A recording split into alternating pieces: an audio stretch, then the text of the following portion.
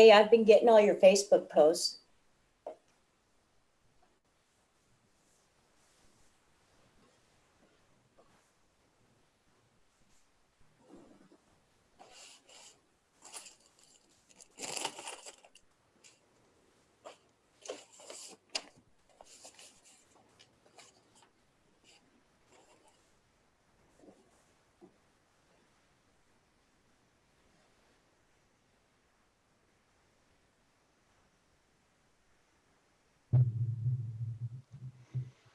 Namaste. Good morning, good afternoon, good evening, wherever you may be across the planet, around the world. My name is Gregg Prescott from in5d.com, and you're tuned into another session of Spirit Chat. And here it is, like 2:30 in the morning on Eastern Coast time. I took a nap earlier today, so spent the day, got a lot done. I did go to the beach, but when I got back, I worked on getting all those chakra dies put together, and I made a video of it, of me actually going through the process. I'll be uploading that to YouTube probably later on today. So looking forward to that. It's good. This is kind of a test right now because I don't think I've ever had a chat at 2:30 a.m. So it's going to be interesting because we have people in Europe that might be joining us for breakfast. I think it's 6:30 in the morning in Europe. So yeah, we'll try this as an experiment, just so we can reach people all around the world. I know most of the time we have our spirit chats around 7 o'clock Eastern, which is midnight in Europe. So it kind of cuts them out of the deal. So before we jump open or get started here and open up the chat room, I drew some cards, and the first deck I drew from, Oracle deck, is the Goddess Guidance Oracle cards. Okay, so the first one we have is Ostara. That's our first card. So Ostara, it is the perfect time for you to start new projects, access new ideas, and give birth to new conditions. So the message from Ostara: springtime is any time when the light increases within your mind and entire system. If you feel dark, heavy, or depressed, then you can lighten up by fueling yourself with positive intentions, nutritious foods, and anything that sparks your feelings of love. Surround yourself with beautiful flowers, brighten the colors in your wardrobe or home, and draw back the curtains to let in natural light. You can paint a sunnier outlook within yourself, which will give rise to all sorts of new opportunities, since like attracts like. Feel more energized and powerful as you spruce up your inner and outer worlds. Then capitalize on this increased vigor by starting a new project that really makes your heart sing with excitement. So that's a beautiful start for our card readings. The next one we're going to do is a card from the Spirit Messages, Daily Guidance and Oracle Deck by John Holland. And this card I drew for us is one that we could all agree with. Find your center.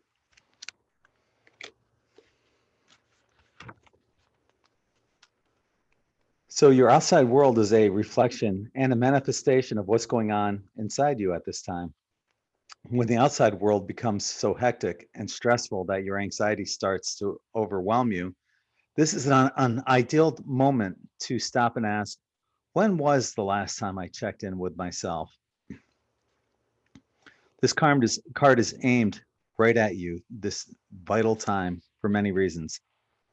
It's telling you that you need to slow down. That's been a common theme. Slow down. You need to slow down and find the center of your being right now. We understand on a physical level that it's easy to get caught up in the materialistic world, but we urge you to step back from your outside world so that you can reconnect with your spiritual self long enough to pause, reflect, and heal. When life gets chaotic, and you need to pull back from the stresses and strains of daily life, use this card to help you slow the pace. Go within and reconnect with your spiritual self.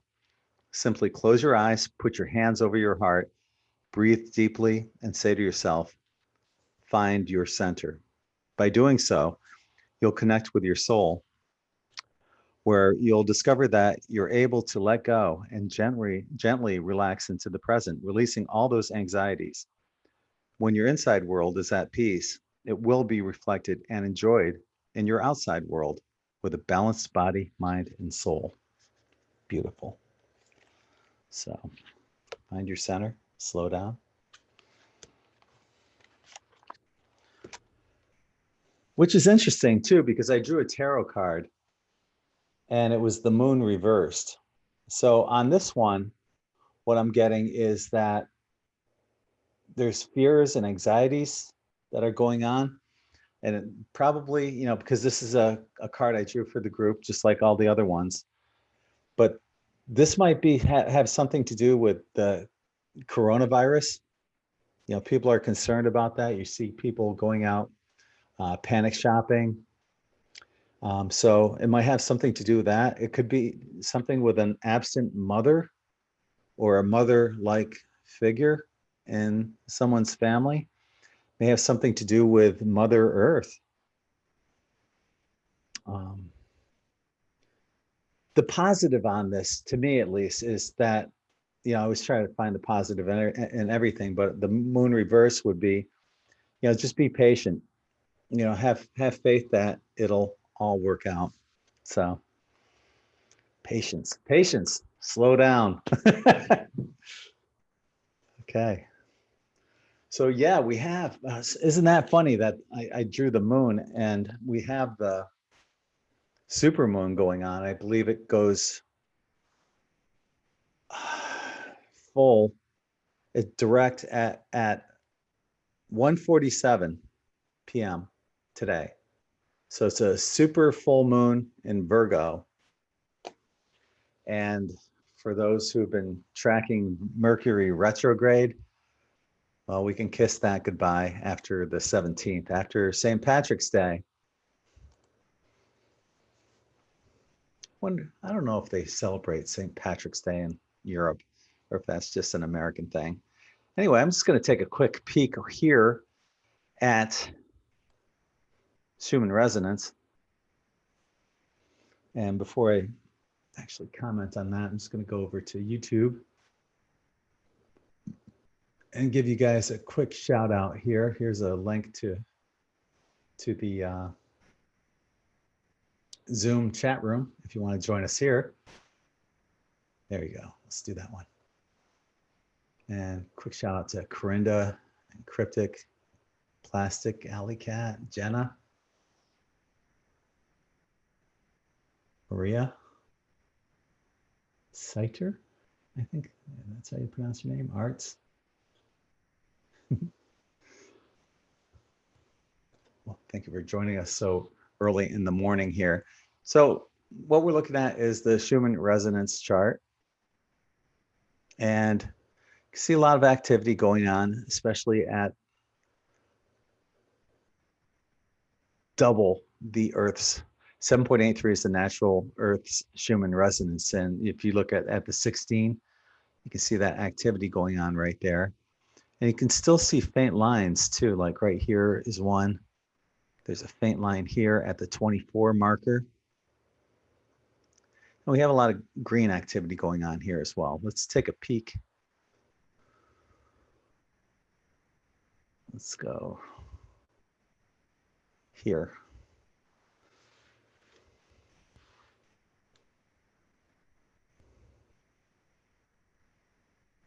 And here, live Schumann resonance charts. And take a look at some of the frequencies and amplitudes.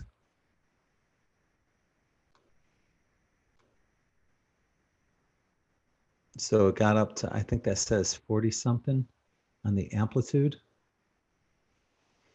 where it hit, what is it, 170 last week, something crazy like that.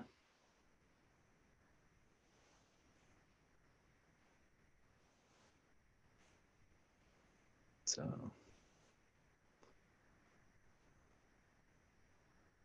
well, just curious what you guys are feeling right now. Scotty Boy's asking why so late. Why'd you get here so late to the chat, Scotty? I already said why. Just trying something different. Worked all day and just got done doing some videos as I'm recapping again. But chat room is open here on Zoom if anyone wants to jump in, say hi.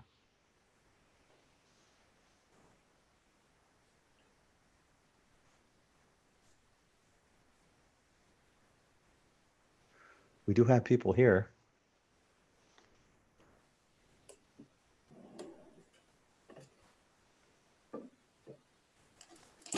What I'll do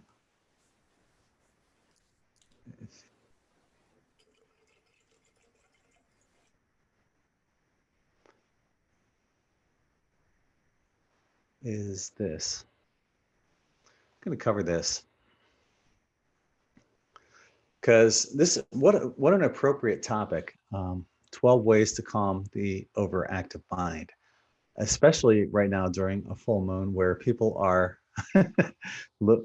going Luna, Luna as in lunar, Luna, the moon. So this might come in handy for some people. So have you ever laid in bed trying to sleep while a constant stream of thoughts flow through your mind? Do you perpetually think about random thoughts throughout the day? According to the law of attraction, you will receive whatever is predominantly on your mind. If your mind is producing chaotic, non-random thoughts, then this is what you will attract in your life. Even in the dream world, your predominant thoughts and worries will be reflected.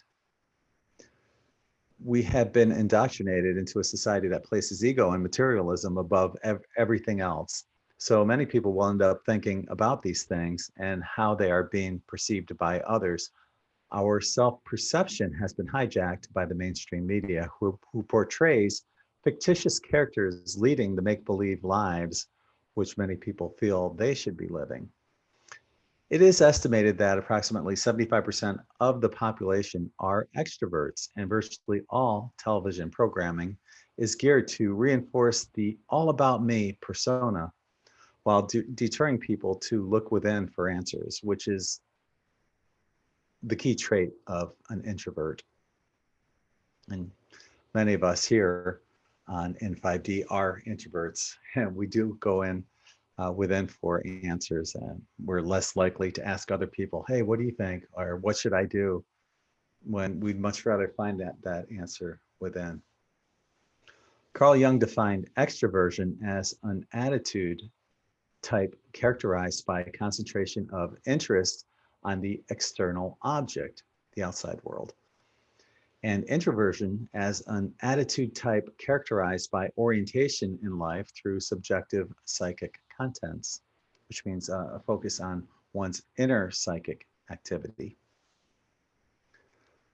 By allowing the mainstream media to influence our thoughts and perceptions, we are creating irrational thought processes based on completely fictitious ideas, premises, and images. This is why you'll never feel good after watching the nightly news, which is mainly fear-based propaganda designed to keep you living in lower vibrational thought patterns. Even if you don't watch the news, but still watch your favorite TV programs, the television commercials are equally as bad.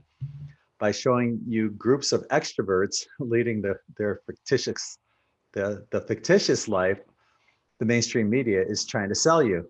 Of course, these actors are mostly above average looking, which is telling you on a subconscious level, if I buy this product, then I am beautiful and I will have a large group of beautiful friends, just like these people on TV.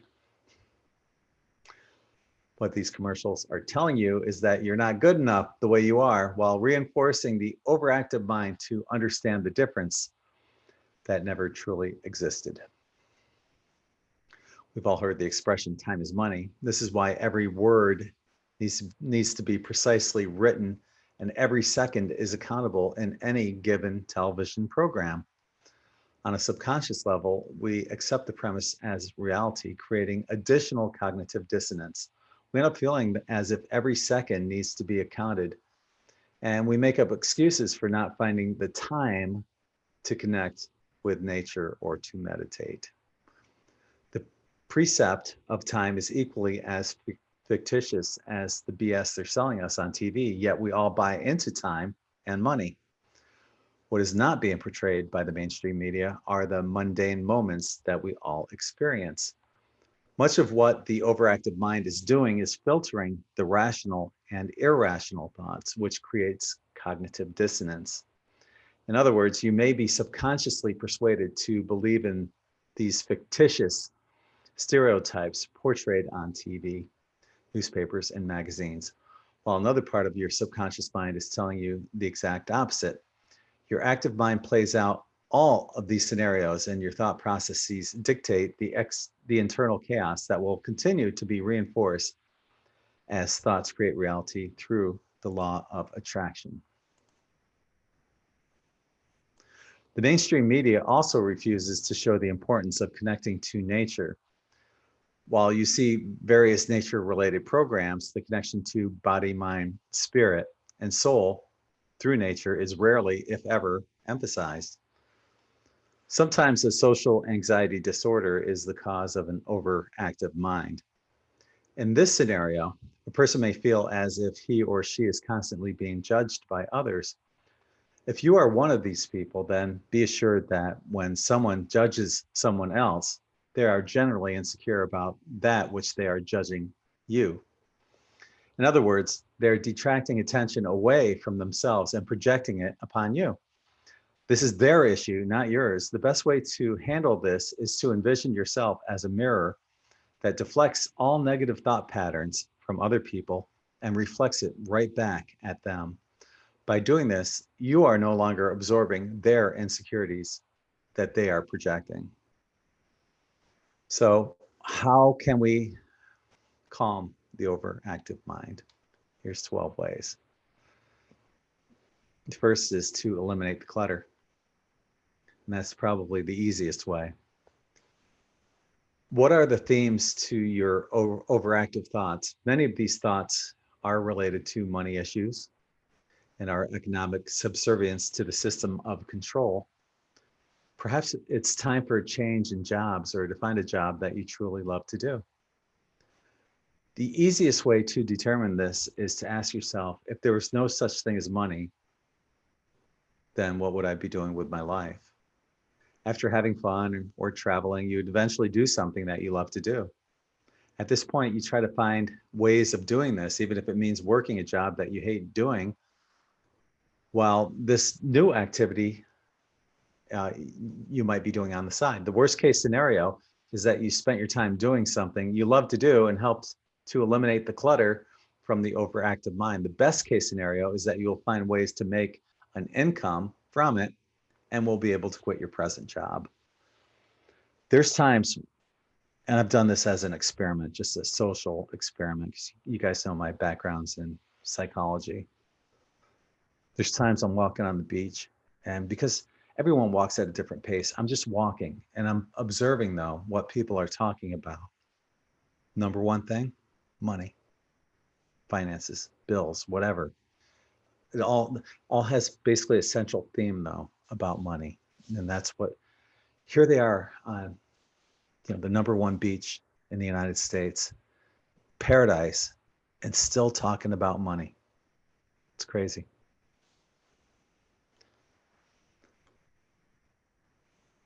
Number two, and Plastic Alley Cat just mentioned this in the chat room, stop watching TV. She said, throw the TV out. I agree, throw it out. Unless you're watching football. I'm kidding. The television is the biggest form of mind control and plays a large part on what we think and how we perceive life. In the United States, the entire mainstream media, which is TV, radio, newspapers, magazine, textbooks, etc., is owned by 6 corporations. all of which have Zionist connections. Is it remotely possible that there is an agenda behind their programming? Ask yourself this. During World War II, Prescott Bush was arrested for funding both sides of the war. Yet we never learned this in school. Why? Do you think his son, George H.W., or grandson, George W., would have been elected president had we been taught this in school? Probably not. Your entire thought process of who you are, what you should wear, what you listen to, what you eat or drink, etc., is being manipulated through the mainstream media. Your overactive mind will continue to process, judge, compare, and contrast that which you are being sold as reality to what is actually real. If you continue to watch TV, then you will continue to buy into a false sense of reality, which in turn will reinforce your current thought processes and inability to fall asleep peacefully at night. Even when you fall asleep, your dreams will be affected by that which predominates your thought patterns. Once you learn how to declutter your mind, you will find that your dreams are no longer fear-based and at times will be prophetic. So yeah, the overactive mind will probably have a really hard time falling asleep because they're constantly thinking, that monkey mind, constantly thinking, about everything that's gone on throughout the day. And as this article mentioned, it will interfere with your dreams. Number 3, meditate. One of the biggest excuses that people will give as to why they do not meditate is they don't have the time. According to the Bureau of Labor Statistics, watching TV was the leisure activity that occupied the most time, 2.8 hours a day, accounting for about half of leisure time on average for those aged 15 and over. Socializing, such as visiting with friends or attending or hosting social events, was the next most common leisure activity, accounting for nearly 3/4 of an hour per day. What this statistic is saying is that people would much rather be programmed by TV than to visit friends and neighbors. It also says that they would much rather be literally programmed than to use that time constructively, meditating. Another excuse why people don't meditate is that they have an overactive mind and have difficulty clearing their predominant thoughts.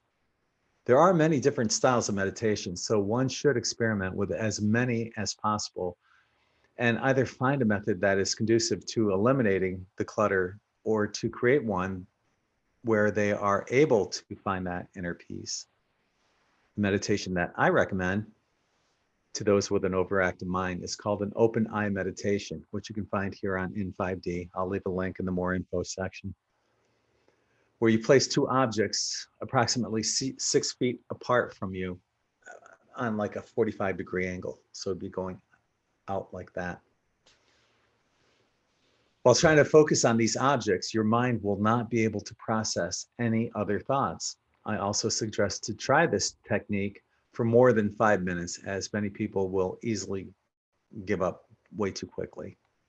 But yeah, that will clear your mind quicker than anything. It's one of the best ways you can clear your mind instantaneously. And you can do this, for example, at the beach. Just take like 2 water bottles, place them like 6 feet apart, maybe 6 to 8 feet away from you, and try to focus on both at the same time. And your mind just cancels everything out when you're trying to do that.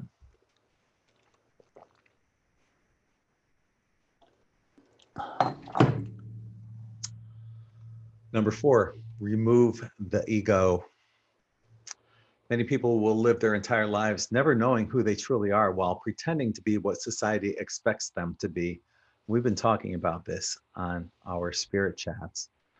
Once again, these irrational thoughts are reinforced by the mainstream media. Ultimately, we are spiritual beings having a human experience, and our bodies are just shells for our souls. Once you begin to accept this concept, you will begin to realize how we are all connected. A good way to learn how to remove the ego is to practice empathy by envisioning how other people may feel. Through empathy, you may see how egos help keep us separated as individuals instead of a collective consciousness. For example, many people are too detached from worldwide atrocities, such as famine and starvation in third world countries. They may think to themselves, if it doesn't affect me, then it doesn't exist. What if it was you who was starving? Would you want others to know or care? Or would you prefer to have people say to themselves, if it doesn't affect me, then it doesn't exist? The truth is that we all are in this world together. And if one person is suffering, then we all suffer. Number 5, your body is a temple. Diets that are high in sugar and caffeine content may affect your thought processes. Fluoridated water has been proven to calcify the pineal gland, your third eye. GMOs have been proven to cause tumors in laboratory testing of rats. Too much alcohol will generally magnify any issues you are thinking about, so avoid excessive alcohol consumption if you have an overactive mind. Also, avoid stimulants. Be conscious about what you are eating and drinking because these all play into your vibratory level and will, in turn, affect how you think or what you're thinking about. Most importantly, listen to your body. If you are experiencing heartburn, then eat high alkaline foods instead of taking an antacid. On your day off, if you're tired, take a nap, no matter what time of the day it is. Your body will always tell you when it's out of sync. So listen to it. Number 6, real simple, exercise. They say a healthy body is a healthy mind. So if you are physically able to, then find ways to integrate exercise into your daily routine. Number 7, escape time. You notice I don't wear a watch? A lot of people, I'm curious.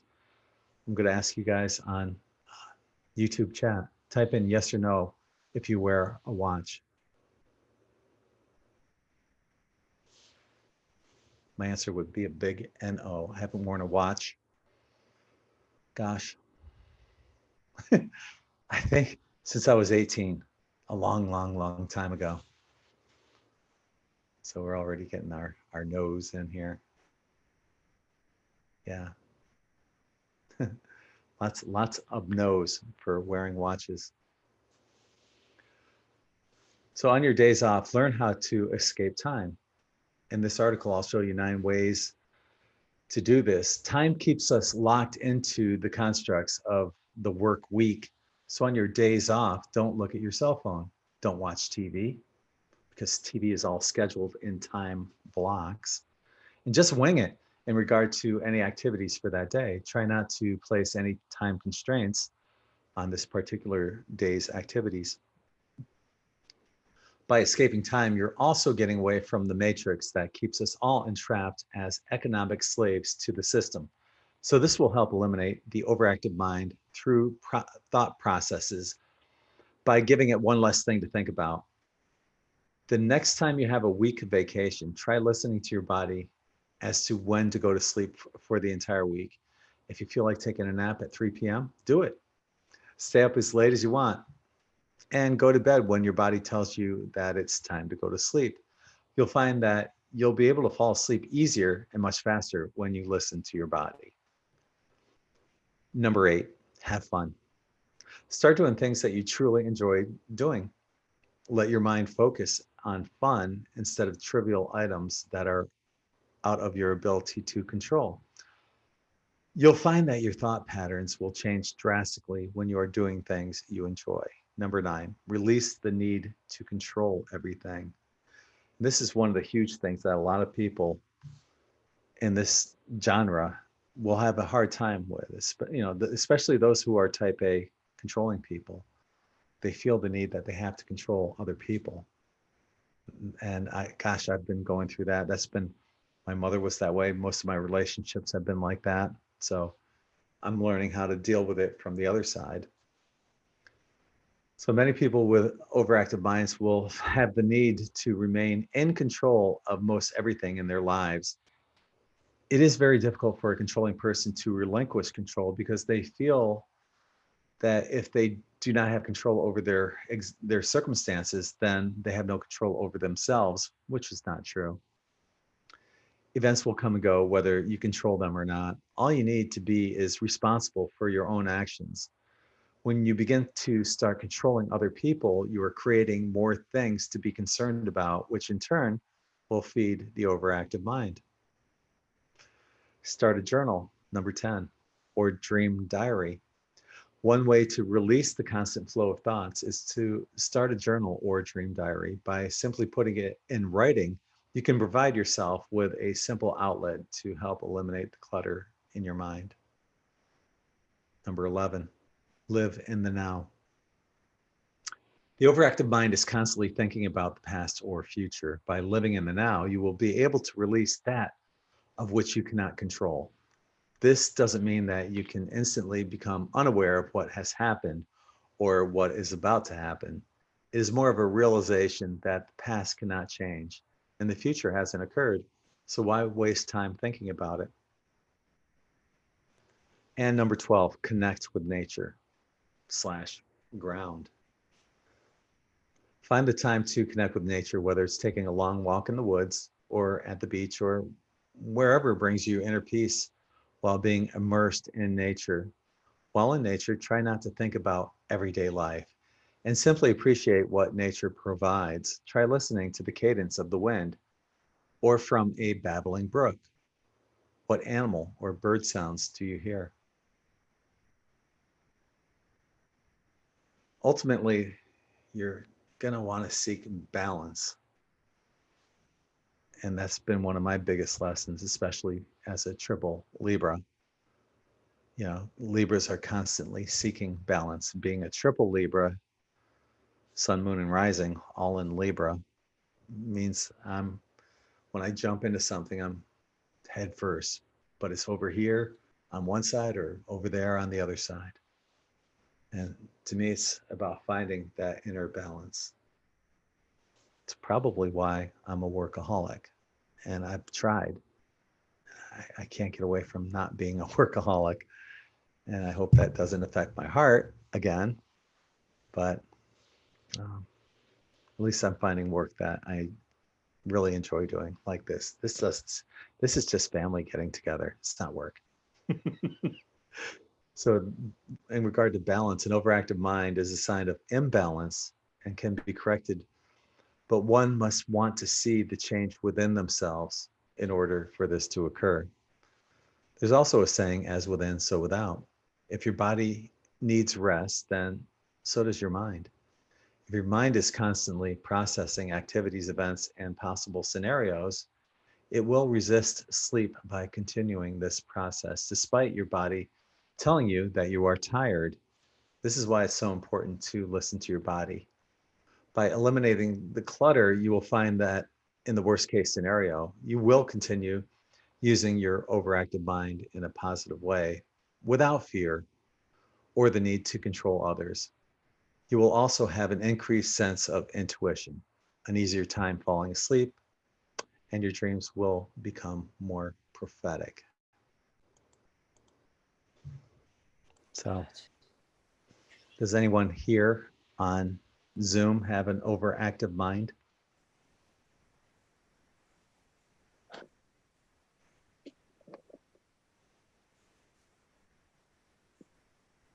I may be talking to myself tonight.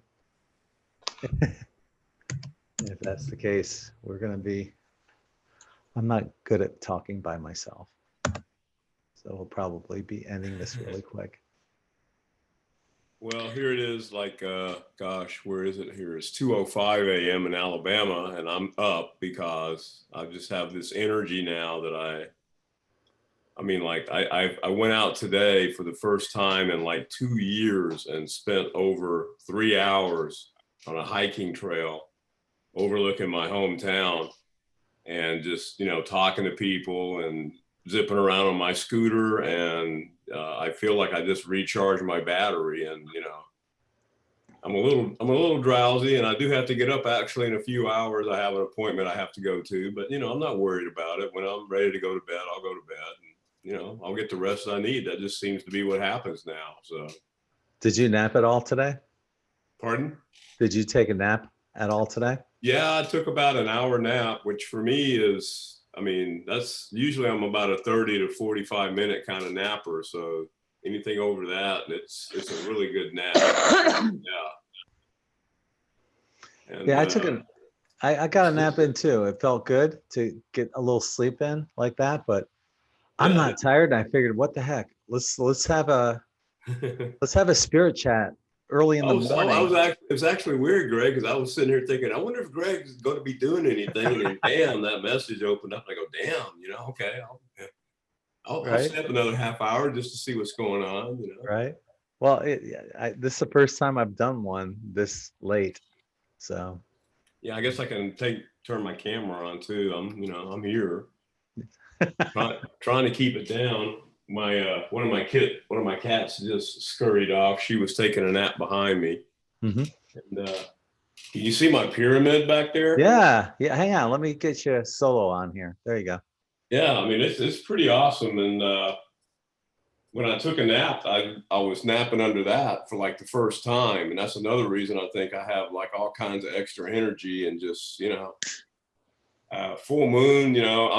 It's kind of cloudy outside, so I'm just planning on putting all my crystals under the pyramid, letting that just help recharge them and cleanse them, and get them going. But Heck yeah. Supercharged under the pyramid. Why not? Yeah, I mean. Besides, it's intention really. It's if I send out the intention that this is what needs to happen, and maybe to help get some extra juice into these crystals and stones, maybe that's what's going to happen. That's the way I feel now. Yeah. It is that time. Oh God, I've got so many. As a matter of fact, oh shoot, I should have did that right. Hey, Greg, look, man. You really need to pay attention to those cards and just kind of slow down, dude. Workaholic, yeah, dude. But there's so many things to do. I know. I should have did that before I came on. Yeah, tonight. Put them outside in the moonlight. I mean, really, man. Just hell. I mean, it might be a great night to get out and just take a walk under the moon with the waves crashing on the man. Yeah.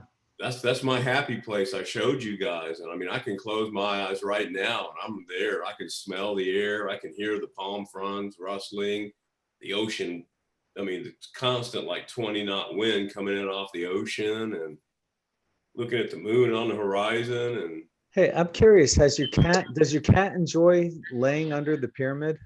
Well, one of them does. I have I've actually got a cat bed under it. I kind of wanted to see if it would help him, because one of my cats needs to lose weight big time, and he's actually getting under there. So I think maybe it's helping him. But my other one, she's just skittish. I mean, she was almost feral when she found me, and I mean, we kind of found each other, and I thought she was feral, and I was putting food out for her. And then one day she runs up and rubs up against my leg, and I go, damn, you're not feral. You're just lost, because my next door neighbor was one of these guys, never cut my lawn kind of guys. And he had a jungle over there, and that's where she came from, so one day I put down food, and when she came up to eat, I snatched her and put her in a carrier and took her to the vet.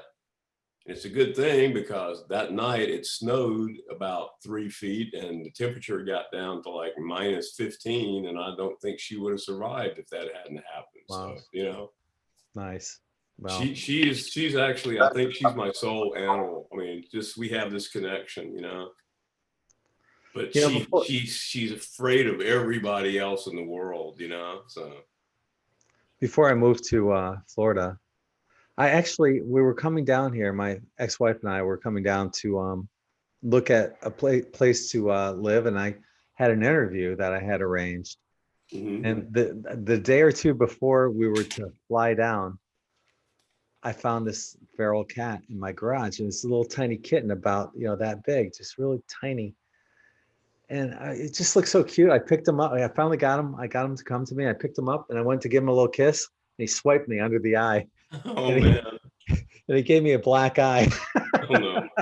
And I had an interview. Scared. It was just, just being a cat. thing is, I had an interview from, I was getting interviewed by this place as to be Oh, an opioid counselor at a methadone clinic.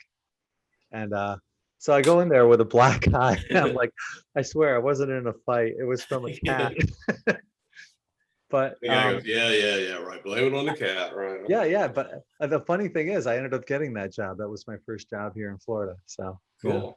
I yeah, mean, you know, funny story though. I think cats are different than dogs, definitely. You know, I mean, I think there's a reason why the ancient Egyptians kind of used to worship them. You know, I mean, Yeah.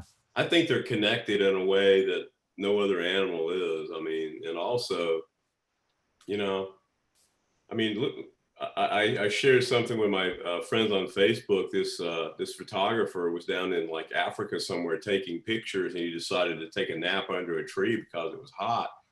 And this wild cheetah just comes up to him and lays down with its head on the guy's chest and takes a nap with him. And somebody took a picture of it, you know, and it's like animals are starting to reach out to us in ways that they really haven't before, you know. I think they're evolving also as we're evolving, you know. I think their consciousness is also being raised, you know, and they're attracted to high vibrations just like we are, you know. Yeah, I think eventually what you're going to see is your cats, probably both of them will end up going underneath your pyramid. Here's No, I mean this is now my office slash studio slash you know whatever. So that's pyramid's gonna room, stay there. Yeah, but it's music actually room. portable. They even sent it in a little tube, and the way it's constructed, when you unfold it, it has little wires that keep it in the dimensions it needs to be, like you know the Great Pyramid in Giza. So yeah, So, it's yeah, this like is my dog Sammy. I posted. yeah, I remember you showing that. Yeah, I posted this on July 15th, Yeah. 2016. But I mean, Um, the thing that's about that's this a one is I have a state park just like, gosh, a mile away up on top of a mountain. And I'm planning on taking this up to a meadow this summer and finding a nice heck yeah. meadow, set it up, you know, and just get out in nature and try meditating in it out in nature and see what happens. I bet it'll be great. This one, I think the base is like 7 or 8 feet. Mhm. It's pretty large. I can sit under there comfortably and still not come up to the top part of it. Yeah, mine's about 4 feet tall, maybe, but I mean, I can get under it, no problem. And I fit sitting down. So, Mhm. because that's how I ground. You know, my left leg is somewhere in Virginia. That's where it woke up one day and it was gone. I had amputation anyway, and my right foot is all messed up with diabetic damage, and I'm not really supposed to go barefoot. But I find if I just sit on the ground and stretch my leg out, and you know, it's just like grounding, like you know, you imagine the Earth's energy just kind of you're sending down, like connecting into Mother Earth, and she's connecting to you, and you just get that feeling like nothing else, you know. Yeah, Anyway, I haven't set my I don't have room in this. I've got a lot smaller place than what I had when I had that pyramid set up. I yeah. wish I had room for it because I really enjoyed meditating under it. My dog loved it. Um, everything could be enhanced under it. Well, I mean, actually, I had some Leave it at plants. that. I had some plants that my ex roommate abandoned her plants, and I'm not much of a plant guy, right? I don't have a green thumb, but I thought, well, you know what? There's sunlight coming in right here. Let's put them under this pyramid and water them and see what happens. And boy, they all just kind of blossomed again. And so now they're getting ready to go out onto my patio in a couple of weeks when it gets a little bit warmer, you know. But I mean, it's amazing. I mean, like something that you know, David Wilcock really touched on in a lot of his stuff was that the Soviet Russian scientists were like doing experiments with what they called torsion fields generated by things like pyramids, you know, back in the 50s, getting amazing results, but they were all classified, and due to the Cold War, it never got out, you know. So anyway, I tell you what, I'm going to shut up a bit now and maybe let somebody else have a chance to talk. And somebody talk, okay? We're up, we're here. That's Talk, right. people. Come on. I Come mean, on, don't you've just got a sit lot of there. people here. Join us. Yeah, don't be lumps. I know. Or else, Anyway, yeah, we're gonna be signing off. If namaste you and don't love join and us. light to everybody. And thanks you guys for especially you, Greg, for this platform. I mean, like, man, I've been looking for some people, like-minded people for years, and now here we are. So cool. Anyway. I haven't been on much lately, except for that interview that I had the other night. Just, I'll tell you, there's something that's going on. The energies have just been, bam, hitting me hard, and I've been going to sleep. Last night I was in bed, I think by like 8:30 or something like that. Yeah, I mean, I zonked out like right after supper. Normally, I don't get that like after supper droop like a lot of people get, But Mhm. I was reading something pretty cool on my Kindle, and the next thing I know, I wake up and my Kindle's on the floor, and I'm like, damn, an hour's gone by. Yeah, I'll find that even But in then I the. was up until like 3 or 4. Mhm. I'll So find that anyway, even in the morning that I'll wake up and I'll might post something on N5D or share something on social media or whatever. Maybe an hour or two later, I'm friggin' tired again, and I'm back in bed. And then I'll end up taking a nap. I'll go to the beach, and I'll come home, and I'll take a mhm. nap again. And just these energies lately have been really, really Well, I mean, tough. I did go talk to my counselor last week, and the cool thing is like she's the kind of counselor that I said, hey, you hear about the Schumann resonance hitting 170? She goes, yeah, I know, isn't it great? And she's a spiritual type counselor. I mean, she does like past life regressions and hypnotherapy and all kinds of stuff, but mainly a lot of meditation. But we were commenting on it's amazing what's the energies that are coming in and how they're affecting everybody. And I mean, unfortunately, some people it's probably going to set them off, because I really think some people's wiring up here just kind of gets overloaded, and they kind of get burned out up there, and they're either like driving their car off a cliff or whatever. But and a lot of people are just kind of dazed and confused, I think, right now, just like, what the hell is going on, kind of attitude. And luckily, there's people like we kind of get it, that this has been a great cycle that the entire universe is going through, and we're really passing into an evolutionary leap, I think. I mean, it's going to be, wow, just think how far we've come in the last 100 years. I mean, from the Wright brothers to now, landing on the moon. I think we just sent a probe farther out into, that NASA reactivated one of the very distant probes. I mean, it had gone offline, like, I forget which one it is, Voyager, maybe, I don't know. It's one of the older probes, and it had gone offline, and they successfully jump started it last week, and it's live again. That kind of stuff. It's amazing. What did they find with that? I'm sorry. What did they find with that new probe? Well, they just were amazed that they were able to bring it back online, because it had been dead for like years. I don't know exactly the story, because what I do now is I skim a lot, because there's so many things that seem to be correlated, that just by what's going on with the energies hitting the earth and us completing the great cycle. And I mean, like, the whole, I mean, just imagine everything I learned about science when I was in school has been proven to be not really true anymore. I mean, it's like, back when I was in school, things were, the smallest things could be were atoms. Nothing could be smaller than that. And they would only act in certain ways due to the laws of physics, right? And like, okay. But now quantum science shows us that it's a participatory universe out there. I mean, if you set up an experiment to prove that light is a particle, your experiment shows that light is a particle. But if you set up your experiment to show that light is a wave, you prove that light is a wave. And I believe somebody actually photographed light as a particle transforming into a wave kind of thing, you know? And it's like, it makes sense to me now. Like, you know, we were talking a long time ago about the secret life of plants and how that apparently plants have emotions and feelings because, you know, you can hook up a lie detector to them and they have electromagnetic energy.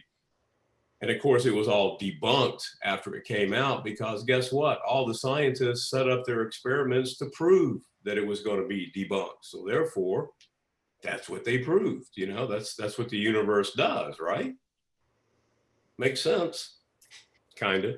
Well, that's what Big Pharma does with every drug they put out there. They'll run enough tests and pay enough people money to run the tests to get the results that they want, Yeah. despite having a cajillion side effects. And all it, I mean, the placebo effect, basically, you know, I mean, just that effect that if you're given a sugar pill, but you're told and you believe that it's going to cure you, it will cure you. So therefore, what you believe is what, you know, occurs. And I mean, it's just amazing to me that it's, you know, you can actually affect your reality by your thoughts. But I mean, like myself, I haven't watched the news now, gosh, and I used to be a news junkie. I mean, you know, when I was in the Army, I was a newscaster for the Army television network, you know, and after we went to training for the school, they told us we'd never be able to watch a newscast without critiquing it again, you know, because everybody makes mistakes. Anyway, and I used to love to watch newscasts, but now, you know, I put on music I put on the music channel, Music Choice, and I just listen to, you know, classic rock.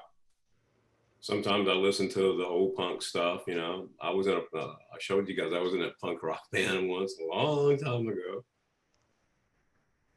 Anyway, I ramble. I'm sorry, man. I see. No, I see other people on YouTube are saying that, you know, they like Matthew Paul is one, and Laity is the other one that I'm looking at that are saying that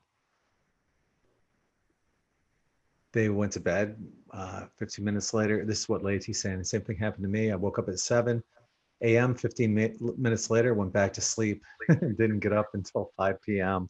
And Matthew's saying something similar. He said, I can't sleep, took 3 naps today. So other people are getting hit with these energies that are going on. So it's yeah, I mean, well, for me, I mean, it's weird too. You know, we talked about how the like the indigo kids and the things like that were not quite exactly like normal kids. And I mean, like I remember now, my parents told me that when I was a kid, I slept all day and I stayed up all night. Right? When I was a kid, you got to say it right. When I was a kid. When I learned how to when I started crawling, they said I crawled backwards. I would look over my shoulder and crawl backwards. You know, I mean. And then, of course, the job I had in the Army, I worked all night. I slept all day because when, you know, when it was dark, we would run our radars and look for, you know, the bad guys out to 6 miles away. And I mean, you know, sometimes we would work 4 days straight. And then, of course, the first sergeant needed somebody to guard the CP tent. So we would stay up all day. And I mean, I've actually fallen asleep in a chow line holding my mess kit with my weapon and everything on, you know, just because I've been up for like 4 days straight, you know, and this kind of activity. I mean, it's a lot like, I remember I felt a lot like this when I was going to college back in the 80s, you know, because I mean, I would pull all nighters sometimes that would last like 4 days, you know. I mean, if I had a paper to crank out, sometimes I'd wait until like the last possible second, you know, because I figured fear is a good motivator, you know. I don't want to flunk out, you know. But then sometimes I'd go hang out at the library at 3 o'clock in the morning just because I was awake and, you know, there was nothing to do. And hey, always could learn something anyway. So I see in our Zoom chat, Debbie's saying that, well, Debbie, why don't you come on? You're here. You can tell us. Unmute yourself. Yeah, I've been having a completely opposite effect with the energies the last couple of weeks. Just up all night long, can't sleep, finally fall asleep around 7, 8 in the morning, and I get about an hour's sleep, and then I wake up and I can't get back to sleep, and I'm exhausted, but I just feel like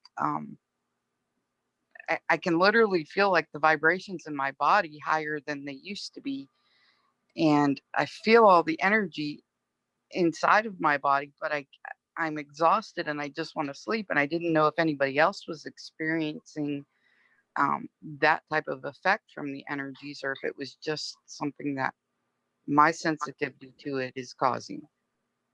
Did you change your diet recently at all? Not really, no. I have lost some weight over the last few months, but I am currently going through a divorce, so I mean that could have something to do with it. I've been trying to get out and get out into nature more and walk more, and so I have been losing weight, but it just seems like the last 2 weeks have really been intense for me with the energy. And I notice in the past, I usually have stuff like this happen around when there's like a new moon and around when there's a full moon. But this time it started around the new moon and it hasn't stopped. It's just, I'm still wide awake. It's, almost 3:30 in the morning here in Florida, and I'm still wide awake, and I've been up since 9 o'clock this morning after an hour's sleep. So And you're not taking a nap at all? no, I've tried, and I can't get back to sleep. I'm having the same thing. It's like an internal earthquake going Yeah. on in my body. And a friend of mine did a reading for the world, and she drew through 3 different decks and drew the tower card 3 times in a row. Wow. Yeah. Are we undergoing like a mass Kundalini awakening, or that, because it does, the people that I've understood have gone through it. It kind of wrecks your body and wipes you out and puts you in all kinds of weird cycles. I mean, you think maybe, I mean, we're getting fired up, and that's like, our codones are firing up, and hey, we're getting ready to make that leap kind of thing, maybe. It's an extremely high frequency. Yes. Yes. Extremely I mean, you high. can feel Always. it like Well, Yes. vibrating inside of your body. It feels like your yeah. nervous system earthquake. is vibrating. And I then feel like I'm a spring and I've been coiled up and I'm just about ready to let go, kind of Well, somehow. and the energy runs so high. It's like I don't know if anybody else is experiencing this, but like my ears and like the sides of my neck, my ears and the sides of my face get really hot, and I know that I'm running a lot of energy when that happens. And so I try to, when that happens to me, I try to just, clear my chakras and rebalance myself, reground, recenter. But it's been happening a lot lately, and I didn't know if it was just maybe, just me because of my sensitivity to the energies, or if something was shifting within me. But I don't wish this on anybody else, but it's good to hear that I'm not the only one that's experiencing something like this. Yeah, I have the heat too, and the ringing in my ears is And I have a lot of pressure, like up in the crown part of my head, and then like sometimes it'll shift to right here, like I think my third eye is like decalcifying and starting to crank open a little bit, because I normally don't have that. And it's, I've had sinus issues most of my life, and this isn't sinus. I mean, I actually did bought one of those Navage things and like did a really good cleanse in there, and it's not sinuses, because I mean, I'm breathing better than I have in a long time. And it's weird, Greg, because I've gone through a major diet change. I mean, I've pretty much gone vegetarian, man. I found a really, really tasty burger substitute called Beyond Burger at, I think it was at Whole Foods. And I mean, for the first time in my life, I could not tell that it was not a ham. It tasted like a burger, you know. I mean, it texture, everything just right, you know. And I mean, you know, hallelujah, they finally got plant-based protein that is, you know, tasty and not just like, tofu, you know. So anyway, what I'm wondering is that we're seeing people that are having a hard time falling asleep while we're having other people that are just like getting drained and having to sleep a lot. And I'm wondering if we're helping, if we're working on the same team in two different ways, but helping to balance everything out. well, you Like know, for everything the is a people spectrum, the right? people that the people like myself that Yeah. are sleeping a lot, we're doing a lot of work in the ethereal realms. We're you know on the other side of the veil doing our work there, and you guys are holding space for us while we're doing all that work on the other side. So it seems like we're working Yeah, as partners. it's synchron. I mean, it's everything is like yin yang, right? I mean, everything is on a spectrum. So I mean, you know, that's why some people are going to be having this effect. It's going to be A, and then some people are going to be having this effect, which is B, and a lot of people are going to be in between somewhere, you know. But there are going to be people on either side that are going to be hit in an extreme way, you know. And I think a lot of us are being invigorated and fired up by this energy, but then a lot of people are being drained by it, like you say, you know. I mean, it's just this give Well, and can we, take that has to go on, you know. It's that dance we have to do where we're like, you know, we're all notes in a cosmic symphony, but we're also the composer and a musician and an instrument, you know. well, can we tap out and like trade, and you guys can stay awake for a while, and you can let all of us exhausted people sleep and do some ethereal work? How about some melatonin? Have you tried that? I take it every night. I've been taking like the kind that dissolve on your tongue. Okay. I take it every night by midnight every night, and I'm still not getting to sleep until like the earliest 7 a.m., usually 8 a.m., and then I sleep for about an hour, maybe an hour and a half. I've been averaging about an hour a night for 2 weeks now, and like a couple of nights I haven't slept at all. Wow. And I'm exhausted, but I'm wide awake. I can't get to sleep. It's like the energy running through me is just so intense, and I'm mentally exhausted. And Have you tried listening to maybe some of the not the oh, binaural beats, but some of the what's I that listen frequency, Sophio-G or Solfeggio. yeah, I those listen kind to of Solfeggio. those I music, listen. those things, because I mean, sometimes when I just can't, sometimes when I can't stop, you know, my brain from oh my, what about, and I just kind Every of just night. start breathing, and I put one of those on, and you know, Every night. it just helps. I mean, it I helps me. listen to. You might want to try it. That's all I'm saying. I do that every night. I listen to Okay, Solfeggio. I well, have binaural beats. I also listen to okay. ASMR Yeah, we all know about meditation. that stuff. I'm always preaching to the choir, you know, because I'm kind of a Johnny come lately to this. So I'm sorry. Yeah, it's all right. But I mean, I literally do it every night before I go to bed. I switch my phone on and put on YouTube, and I'll listen to a meditation video. And then if I can't fall asleep to that, I'll put on ASMR or, you know, a meditation music, you know, in a healing frequency. And it doesn't matter what I put on.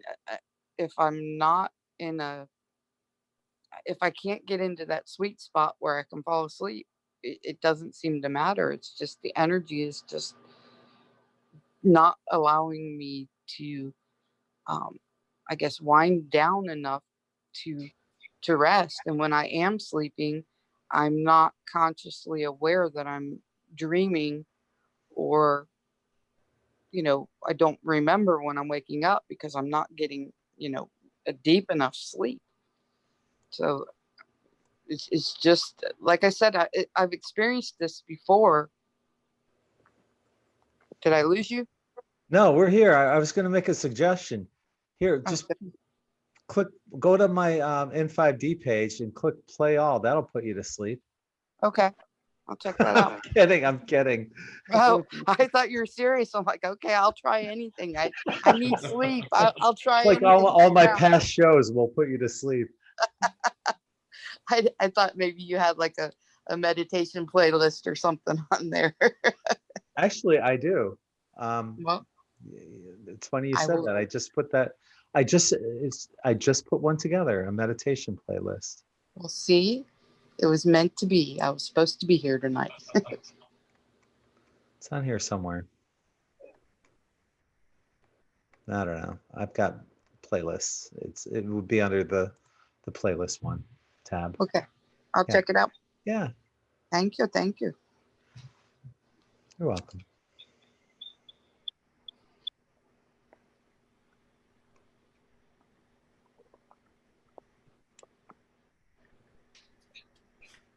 Oh, here it is, right here. Meditation playlist.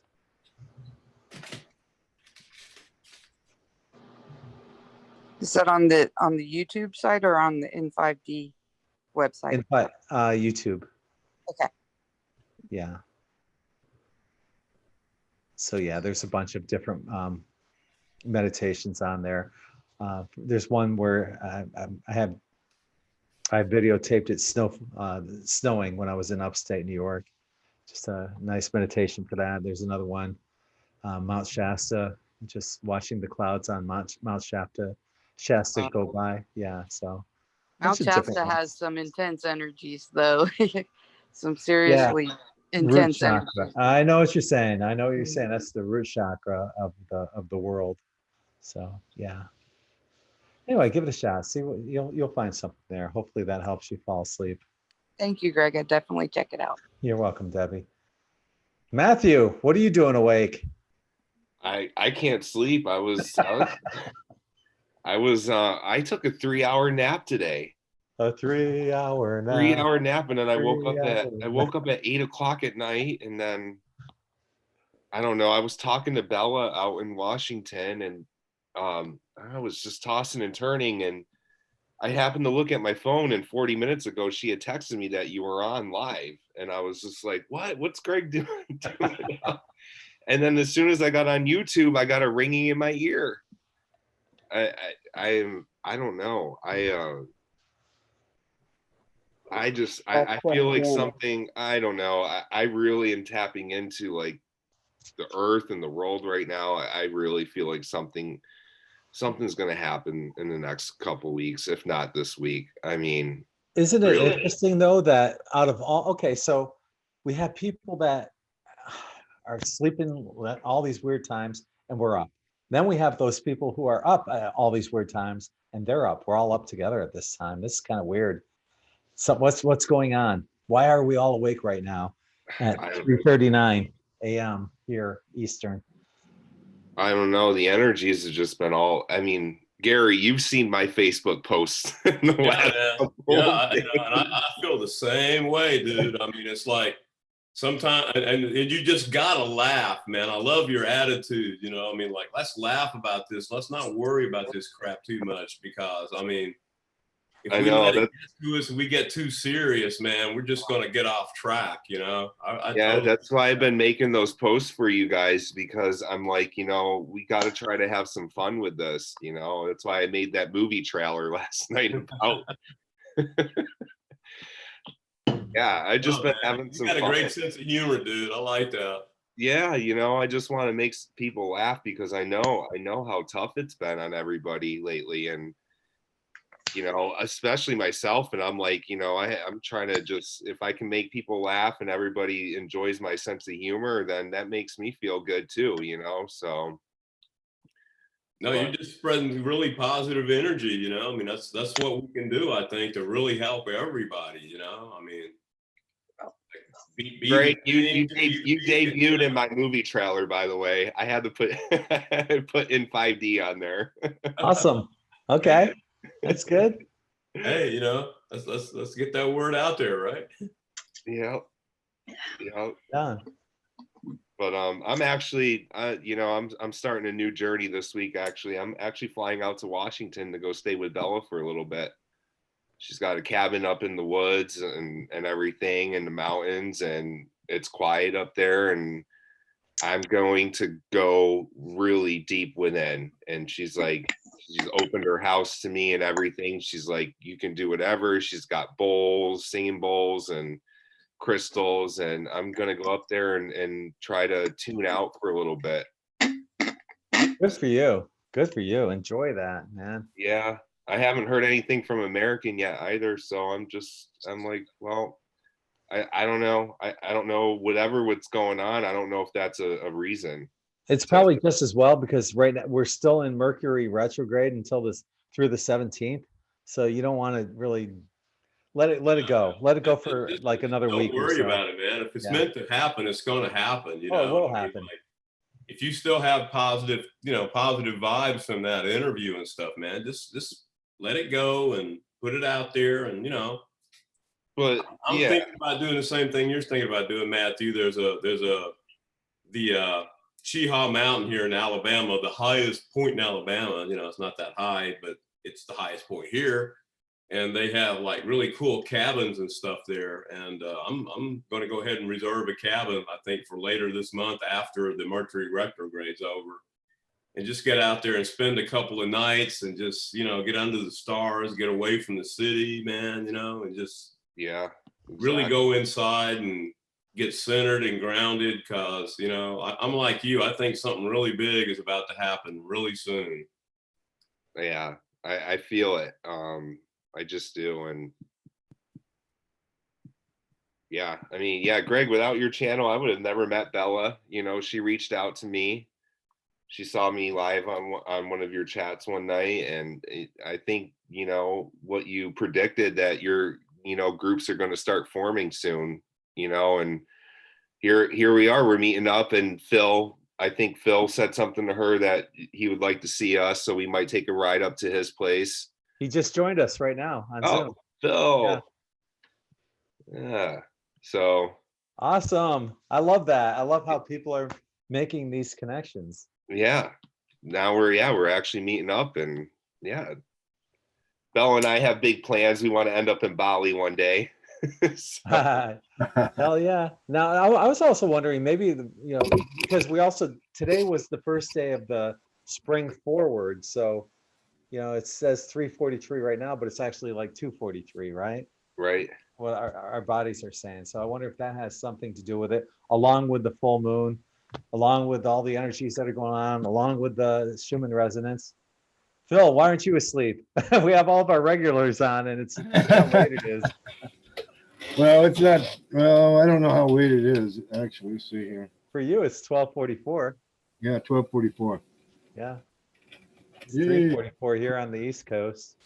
No, I'm on the West Coast. Yep. But it's funny how many East Coasters and that are still awake, and here we are. I'm just excited to have a bunch of other spiritual people that are up at this time of the night that I can connect with. It's really cool because most of the time I'm the only one up, and all of my friends are sound asleep. And it's funny, the reason I did this was to hopefully connect with our European family, and I didn't expect all these, as many people here from the United States, especially, the East Coast. And, I know on the West Coast, it's still an unacceptable time, 12:44. Well, kind of acceptable. Kind of, yeah. I wouldn't visit my neighbors right now. Or start playing your djembe drum outdoors. Or, do one of these numbers. Right? That sound can carry. I love it. Yeah, I love them too. They've been very helpful, I think. So, okay, what have you been experiencing, Phil? Because some of us have been like myself, I've been drained. That's why I haven't been doing as many shows lately. It's just too tired. I'm going to bed early. And then other people are having a hard time sleeping, like Plastic Alley Cat and Debbie. They're just wired. Yeah, Where the do you stand? feminine seem to be wide awake while the masculine are napping. Interesting. That picture. And we're still drained. We're just not able to sleep. We're just mentally drained and exhausted, but can't I'm not. seem Yeah, I'm can't not seem to sleep. exhausted. I'm not Aw. exhausted. I'm I just am. at peace. Yeah, I had a problem yesterday. Really painful in my legs. It was like shooting pains and down my legs. I have to get up every once in a while and walk around. I did a half a mile inside my house because I had to keep moving. What was that from?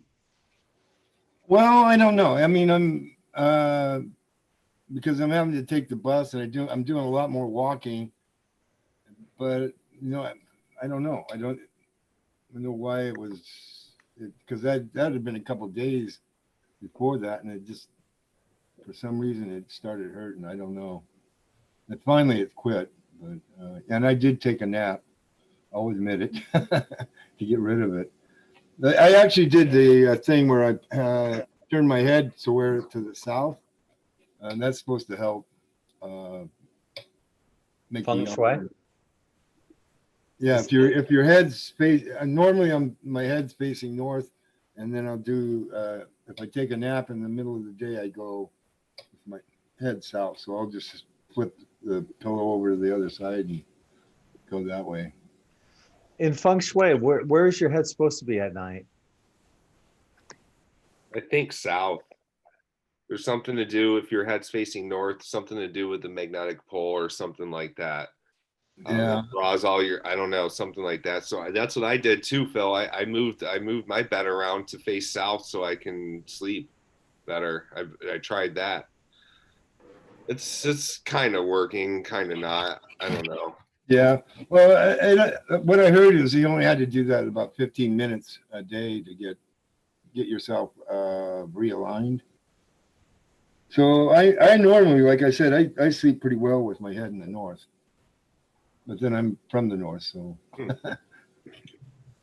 Now, would that make a difference if you're in the southern hemisphere? Would it be the other way around? I would imagine, yeah. I would imagine. Yeah, it would be, yeah. Because I mean, water goes, is it clockwise or counterclockwise? I can't remember. Whichever way our water goes down the drain, theirs goes the opposite way. I wonder at what point around the equator that it decides it's going to go one way or the other. That way. I don't know. I haven't actually crossed the equator except in a plane, so I couldn't tell you. It is true about the water and the toilet flushing. I tried it when I was down in Argentina. It's true. It really does go the opposite way. Yeah, no, I knew that from my trip down to Peru too. We have a new person here, Aya. Is that how we pronounce it? Yes. Okay. Hi, Aya. Hi, Aya. Hello, everybody. Thank you for joining us. Where are you from? Yeah, I'm from Bulgaria, Okay. and I have been following you for eons, and I'm so in love with all of you and all that you are doing, and I'm pretty happy to see you awake and have the chance to be with you alive, because I usually follow you online on YouTube. And yeah, it's my So pleasure. you know everybody here. Yeah, I do. Yeah. That's awesome. What time is it where you're at? Well, it's 10 to 10 in the morning, 2 hours before lunch. Oh, wow. Yeah, before noon. Okay, so tell us what are you experiencing with these energies? Have you been really tired? Have you been really amped up, or just everything's normal?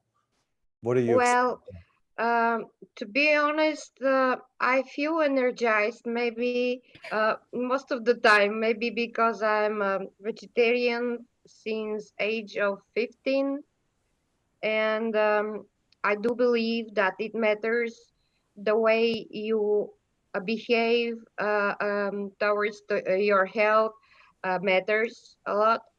Um, and Beside, I do follow that astrology advices that people who know more than me, and I know for sure that that because now it's a full moon that gives us more energy as well. I do listen to you when you discuss about Schumann's resonance. And yes, because everything is energy, we cannot neglect our connection to everything and all what's going on in this. By the way, yesterday in my country, they announced we have the coronavirus officially, which I do not really um, believe, or maybe I do, but deep inside, but I am aware that um, either we have it or no. We should stay away from the fear and keep the frequency as higher as possible as our best protection. And I kind of consider me having now that exceptional chance to be with you guys alive because this is a big deal to me. You are one of the things that that are higher my frequencies. Whenever I listen and see you, I feel like yeah, I feel like I'm in between the family. So thank you Aw. very much. God bless you. So we're gonna have to wake up early and do this early in the morning more often. Then is what you're saying here in the United States. Well, I cannot say that. I just feel so lucky, and yeah, I'm aware that nothing is by chance. I feel that like my personal gift for the universe. Thank you, guys. Thank you. It's unbelievable. I'm with you alive. So Thank you. what led to your awakening? What was the thing that just said, "Bam! It's right in your face. Time to awaken." With me, there was no a bam moment. I think I am just since I'm born, I can say I've been always the black sheep in my family and my circle of friends.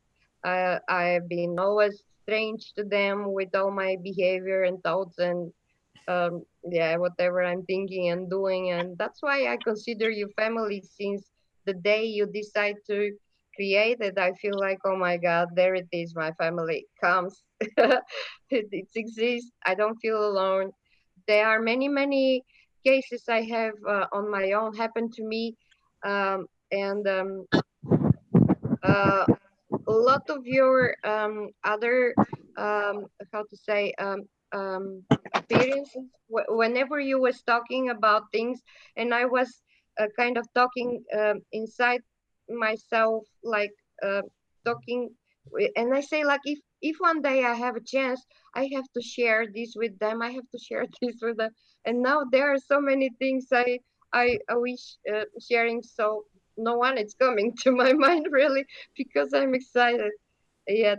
And I really don't have a click moment. It was like I feel like I'm born with it, and just was ongoing process all the time happening with so many things. Just it's not only one. And you said you're in, was it Bulgaria? Bulgaria. This is Okay. a middle country between Romania, Yugoslavia, Turkey, Greece, and Black Sea. How do you find that the people are over there? Do you find that they're pretty much awakened or no? Well, I wish I can say that. And yes, we have a strong group of people that are definitely awaken. But I follow them just like on Facebook. It's sometimes I do go for meetings, like in face-to-face meetings that they are doing, but they are more how to say, specialized in themes. As in our country, we have a very rich history of spirituality, if I can say that. Um, and you are more open. Like we have even a group that are dealing with the. Sorry, I'm introvert, as most of you, and I feel kind of um, so excited. So I'm trying to guide my thoughts and be focused. But we have even a group that are uh, specialized in UFO matters, and I not only, I mean, that they do follow the Blue Book movie that is um, under that true story in the Area 51 with the Roswell crash and things, and um, maybe they are the ones who um, deal with spirituality as well, I would say, because that connection between that technology and what we're supposed to be, what we have to do, that we are not here by chance, how much it depends on us, and how much we have to acknowledge that they're higher entities, and not only like not my favorite also is Dolores Cannon, and by trying to say a lot, everything that I wish to, maybe I'm so all over the place. I'm sorry. Don't let me talk too long because um, I feel, yeah, I feel funny. Thank you. I love Dolores Cannon. I think a Yeah, lot of me us, too. Yeah, I have love been Absolutely. Dolores Cannon. inspired. Yeah, I learned so much from her, and time to time, whenever I feel difficulties, I always go back to her lectures and listen and look, and I admire her. And I'm waiting for Julie to get more courage to um, uh, continue, because I'm sure she should go walking the path of her mom. I'm sure she have to. She have a lot to share with us as well. Hmm. From what I've seen from Julie, she can do it. Well, here in the United States, everybody is awoken. They talk about it constantly in the newspaper and on the mainstream media. Oh man. Of course, I'm joking. Wow. Yeah, I'm joking. Phil got it No immediately. Higher. Well, at least it's nice to hear, even No, it's not no, no, really true. no. But it's There- okay. I was joking. I wish. Well, I'm gonna say this though. I have found that I can now that when I drop something that little seed here, I'm finding people are picking up on it, that they Like actually what? know about it. So For I'm example? thinking they are awakening Yeah. slowly, Yeah, but I not hope. surely. Me too. I hope that probably will be slowly, but will be um, surely. Like there is no way things are meant to be that way. We like it or not, they like it or not, things will go exactly that way, and we better stay stick on the path. So, and help each other as much as we can. There will be also definitely people who will not choose that path, and that's also okay, and we have to deal with that. So It's 2020. yeah. 2020 vision. Things are going to be happening this year. I'm pretty Oh. sure. Oh yeah. Oh yeah, Phil. That's for sure. I don't know about your government, but our it's very corrupted. Maybe I think we are the number one. I think we might. Yeah, be with number the corrupt. Yeah, we might government. argue with Yeah. you on that one. We got a pretty I corrupt agree with that government, too. statement. Because you have no idea what they're doing here. I am pretty sure they are lying about that coronavirus. Just was matter when they will start it. And this morning, early, I had to go to a dentist, and I was so surprised, like in the movie, like I'm walking on the street, the schools are closed, there is no one on the street. That is, oh my God, how courageous am I if it's only me on the street walking and not afraid of the virus? Well, we You know, don't need to be I was afraid on- of the virus. It's just a flu. It's Yeah. not. Yeah. The only people that need to be afraid of the virus are people with compromised immune systems. So if you got a compromised immune system, yeah, wear the mask, drink lots of vitamin C, lots of echinacea, lots of colloidal silver, lots of apple cider vinegar, And those wash things. your hands. And wash your hands. You bet. Don't touch your face.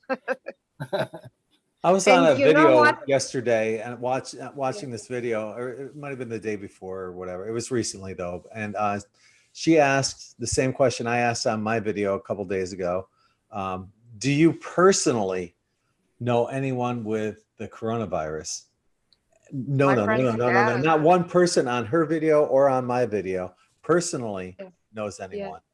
I Yeah. do. I accidentally don't. stood next to one. Debbie, in you the personally emergency- know somebody.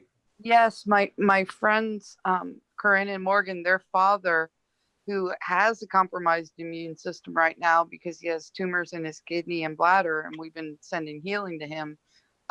He ended up in the hospital for like 5 days. They couldn't figure out what was wrong with him, and they finally sent him to the infectious disease unit at Yale Hospital up in Connecticut, and he was diagnosed with the coronavirus there.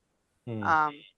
So we, continued sending healing, but now for that. But Corinne said that they basically told her it was just like a bad cold, like a flu, but more like a bad cold. But I went out Friday night to Daytona to Bike Week, and I was around 100,000 people, walking shoulder to shoulder, bumping up against me and stuff. And I think it's, if you subscribe to the fear that the media and the governments are putting out there, and you really are in fear of it, and you're one of the people that's like going to the stores, buying masks, buying all the toilet paper and the hand sanitizer, and just stocking up, and you're in that fear-based mentality, you're going to make your own immune system more susceptible to getting sick. Exactly. So Yeah. you have to realize, this is the same thing that happened when the SARS virus came out, and everybody was freaked out about that. I think that if you can realize that that the fear will lower your own immune system, your own susceptibility to, and law of attraction, if you're constantly thinking in fear, you're going to attract that into your existence. So, I think it's best to just try to, be cautious as far as washing your hands. If you're around a bunch of other people, don't, touch stuff and then rub your face. Just be cautious and take care of your health, but don't live in fear of it. That's just my personal Absolutely, yeah. opinion. And really, it is a manufactured epidemic, because I mean, here's something to consider, right? So far in this country, how many people have actually died of coronavirus? Maybe less than 20. More people die every year of the common cold Here's or the thing, flu. here's the thing, man. Every day in this country, I mean, 22 veterans commit suicide. Okay.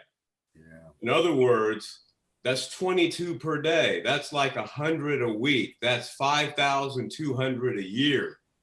If that number of people in the general population were dying of a disease, the government would be throwing every $1 billion at this to make it go away. But yet, it's just nobody seems to give a shit except veterans, Well, And I not mean, just the veterans, man. I give a shit.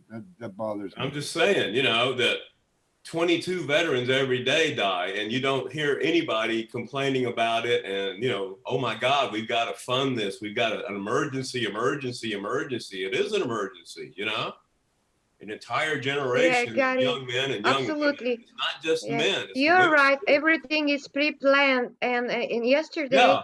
I listened to another how Well, to I mean, say that's just the material. hypocrisy that just upsets me in this world. It just doesn't make sense, you know, that the general population, they just are looking for the next thing to worry about and panic about, when really it's just the media feeding fears and feeding everybody's fear to keep everybody, you know, from getting together and solving problems, you know. And it just, I'm Yeah, just but making it's that not the comment. media Just only. consider that It's not the if media 22 only. Americans died every day of coronavirus, this Right. place Yeah. would be quarantined, the government would be taken over, everything would be shut down. But 22 Absolutely. veterans every day die because they can't deal with, you know, the difference between what we're taught and then what really happens once we get out of the military, you know? And it's that whole macho BS, boys don't cry crap that I was raised with too, you know? I mean, you guys have seen me get emotional on this forum more than I have in front of anybody ever in my life before. And it's because, you know, I'm having a heart opening. I'm realizing, you know, that I have been lied to. I've been fed BS my entire life. And frankly, I'm full. I can't take anymore, you know? So I'm kind of glad we're all getting together and trying to change things, you know? Yeah. Gary, is because to see 8 o'clock in the morning empty streets, to me it was like, oh, if I knew, I would take a camera and video, because that's unbelievable. In the peak hour you see empty streets, closed schools, and nobody on the street. And I say, oh my God. And you know what, yesterday I wanted to say that it was a lady from United States, actually. I maybe will post the link if you would like to, if you are curious. She was actually talking, and I wish, and I will watch that video again, because she was actually um, was commenting on the 5G antennas, doing working with your thoughts. It's not the media. Even if I don't have TV like most of you. Since my age, I don't know what from, because when I started my career, it was in the theater, and because of this art, probably I knew how.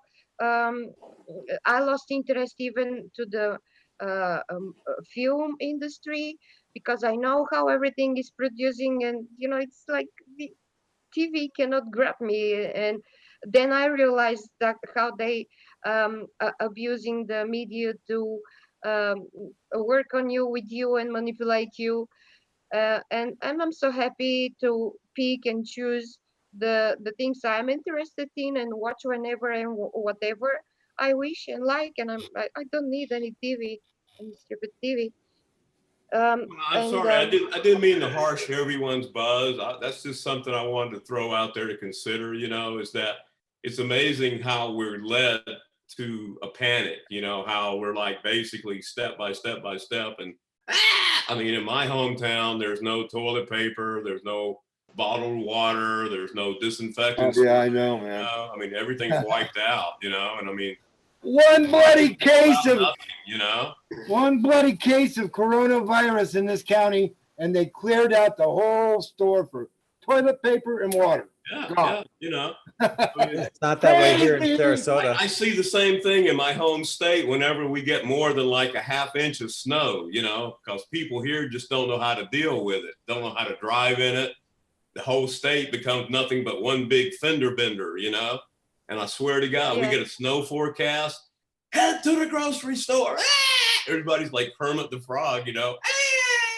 I was shopping tonight. I was at our local grocery store, Publix. It's the chain store here in Florida, and there was water, there was toilet papers, no big deal. I went shopping today too. I do have an appointment I have to get to in like about 4 hours now, so I am gonna have to say goodnight, guys. All right, brother. Didn't want to, stir up the waters too much. I just wanted to, that's kind of the things that made me go, it made me start seeing that, oh, by the way, our government doesn't really have our best interests at heart, does it? No. So anyway, good night, bro. man. I love Good you night, guys. Gary. Thank you so Gary. much. Gary, love you, bud. Night. Namaste, and I'll catch up with you guys next time, okay? Good night, Alrighty. Gary. Good I'm gonna phase night. on out of here too, guys. Choose, as they say in Germany. All righty. Take care. Good night, everyone. Good night. Good Good night. night. All right. Thank you for joining. Oh, thank I- you. Thank you for having me. Have you guys seen that meme where it's like every election year there's a different virus? Yeah, I've seen that too. There was a post on Facebook just like that. Yeah, coincident for like the last 20 Several Yeah. years. since like 2000. There's been something going on like every year. Is that a coincidence? Where It's a Absolutely distraction. not. It is Yeah. very transparent. How it's even I don't know how people don't realize it's so obvious. It's not only the virus and these 5G antennas. I'm surrounded by 3 around me, by the way, and like you guys, I have my crystal quartz. Where is it? Yeah, it stays with me all the time, and this is a big pharma business. This is money. How comes this virus all of a sudden came here and from nowhere actually? Because 1 month they were talking out there taking care and keep people checking and blah blah blah, and all of a sudden, oh, we have 2 cases within few hours. Oh, they become 21. Oh, la la la. And scared people to death during the day yesterday, and today in the morning nobody on the street. And I wonder how people can believe it that easily. Either we had this virus all the time, either there is none. I just don't believe in their lies, and their games. This is all for money. All is meant for money. All these created viruses are created ages ago. It's not now. It's not new. And it's not from China. I think we should all take a cruise, seeing how cruises are like really inexpensive. Nobody wants to go on one. You can probably get a cruise for $100. Let's all do a I got cruise. my plane ticket for $99 to Seattle, one way Yeah, from, yeah. and it's direct. I don't have to stop anywhere from Tampa all That's the way to insane. Seattle. $99. What flight did you get? What airline? Alaska, Okay. $99, and I leave at Wow. 5:55 at night, 5:55. So I was like, I'm choosing this flight. No brainer. Yeah. And I came back from Las Vegas on the 3rd, and they were canceling flights because of the virus. Really? Mm. Wow. Well, I would think that flights would be really inexpensive. They probably are canceling, but the ones that they have, if no one's going on, they gotta lower the prices. fine. I guess. I'll spread out. I'll sprawl out. There's not going to be anybody on this flight. I can't wait. Yeah. Maybe I should go to An introvert's dream. Everybody's Right? out because of coronavirus. right. Maybe I should No, fly they to say London or that something. that virus doesn't like heat and dry. And I know Gregg is in Florida, but here we are in the middle of spring, I would say. And besides that, once the sun comes out, the clouds, and it's so strong, so with this heat, I guess, even there is these viruses they are creating and trying to kill them with us, still the sun is on our side, clearing and healing us and clearing all of them for us. So I guess the most important thing is for us to keep high frequency. So I'm trying to follow you, to listen to nice music, watch comedy or something, just to make a difference in the things Yeah. that I do, because Keep your vibes you up. you just have to make a habit to keep that thought within you to stay in high frequency. That's it. I think this is the most important, more important than hygiene and diet and all the rest.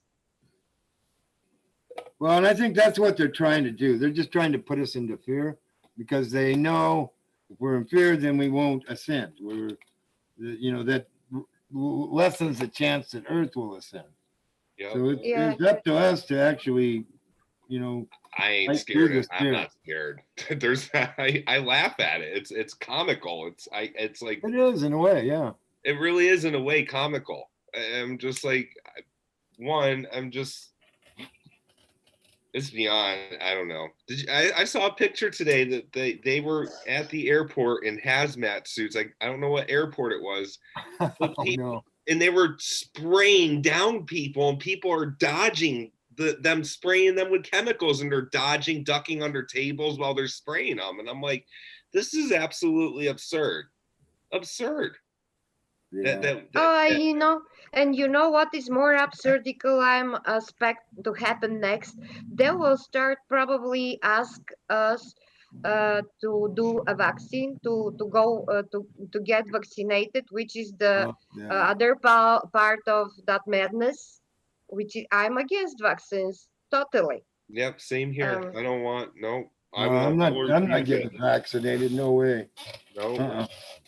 I'm gonna do I it. see. If they make a law the way that you will have to be obliged to do, or I don't know what, then I'll be in trouble because I'm not gonna vaccinate myself ever. No way. Saw a picture of this person installing 5G, and he was wearing, or she was wearing, a hazmat suit installing 5G. What does that tell you?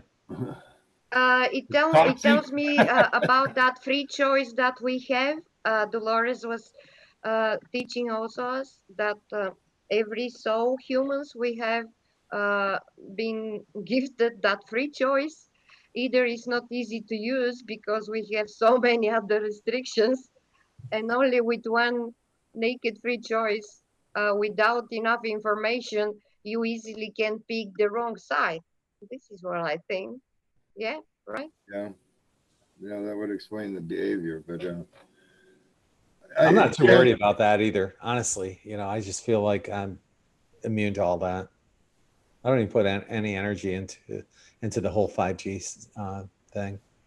Well, I've heard that Shungite will negate it, so I have a lot of that around. Yeah. I just bought more, and I've got a ton of. I've got I think 7 or 8 pyramids, and then I just bought a bunch of raw shungite. Yeah. So. Yeah, but this is again about information to build some kind of protection and help yourself to stay safe.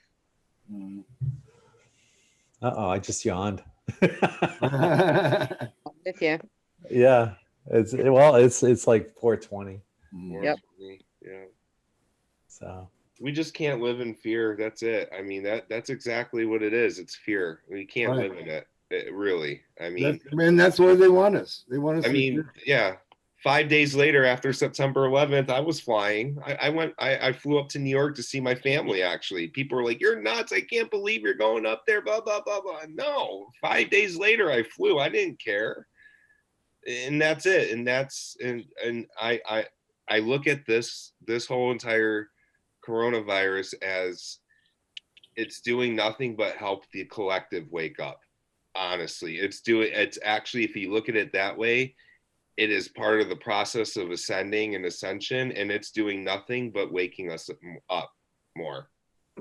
Yeah. And it's bringing us together. I mean, it's bringing people together. I mean, I'm jumping on a flight to visit somebody I met on YouTube, on Wednesday, because, and it's bringing the spiritual community together. And that's it. Yeah, we need to stick together because this is how to say, it's one of our way to get stronger. You alone, you are one thing, but when we multiply our energy, our frequency, that's a power. we are more strong when we are together. So that's why Greg doing great job. I thought like, oh, thank you, God for this guy doing this, because not everybody have this courage to do what Greg is doing with us, and it's very important. Um, and beside, I know everyone having his own life, enough what to worry about, like stress and sorrow and so and so, stories, daily stories to who are lowering our frequency, to have a fear on top, from outside and for nothing. It's just too much. Yeah, it's too much, and we have to avoid everything possible that um, can get us, put us down, and stick together. Lots of grounding also, you know, I agree with the remove the fear, but lots of grounding. And what, you know, one thing we've been talking about is, it's been a common theme, surrender. And if you surrendered last week, good, surrender again. You know, keep surrendering. Yeah. Just know that creator, source, universe, it's got your back.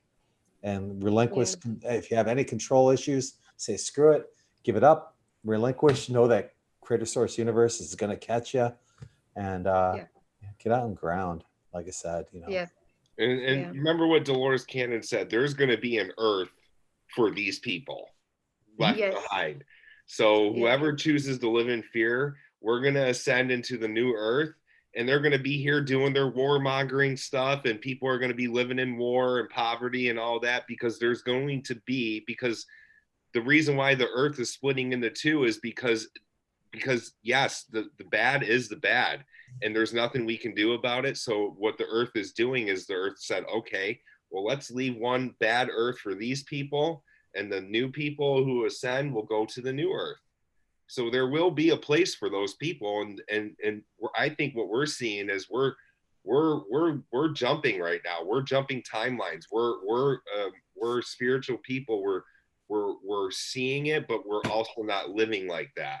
So unfortunately, until the earth completely does that quantum leap, that quantum jump, we're kind of playing both timelines right now. And that's the way I see it.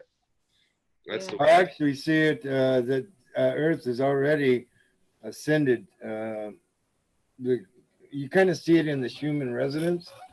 And so it's up to us to get with the program, really. Yeah. And I'm sorry, Greg, I don't surrender. I ask for help. I'll ask for help, but I'm not surrendering to nothing until I get that prize. I want the golden ring. Surrendering led me to building in 5D. If it wasn't for, if I didn't surrender, none of us would be here right now. I'm not telling you to surrender, and anyone else, honestly. It works for me, but I would recommend it. It works for you. I can't make the leap there. That's all right. I'm doing okay though. I'm doing okay. It's all good. It's all good. And I pulled the card for you, man. Libra. What'd you get? Libra. Okay. What's the meaning? You mean you don't know the meaning of your own sign? Come on. Well, yeah, I do. Obviously, Means constantly seeking balance. Right here. Let me see. I'll read it. Oops. Yeah, got it. The scales, element of air. The ruler is Venus. Yep. And what does it say here? The balance of the scales brings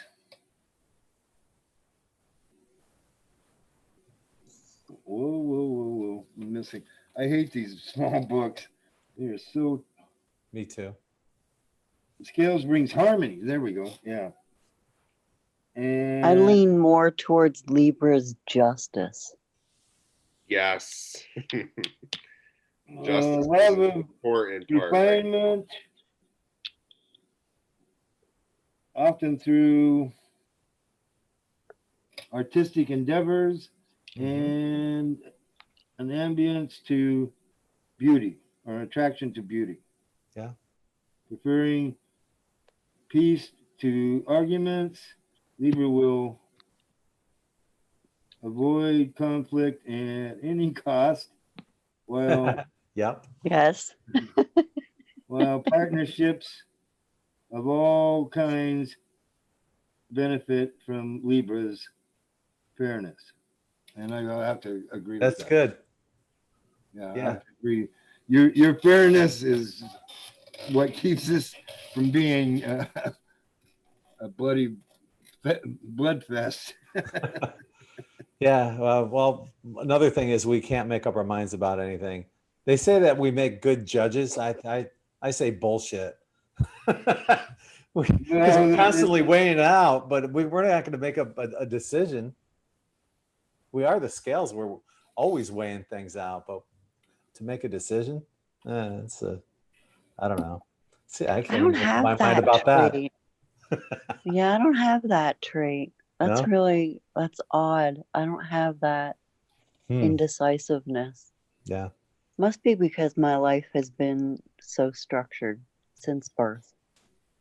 If there's That's something the I only- really know I want, I'll make up my mind quickly on that. But if it's Yeah, something that yeah, really we- doesn't matter, the thing is, Yeah. what it boils down to is all these different, this is what I think, all these different timelines, like what Dolores Cannon said. When you make up your mind about one thing, make a decision on one thing, whether, okay, say I made the decision to wear the shirt today.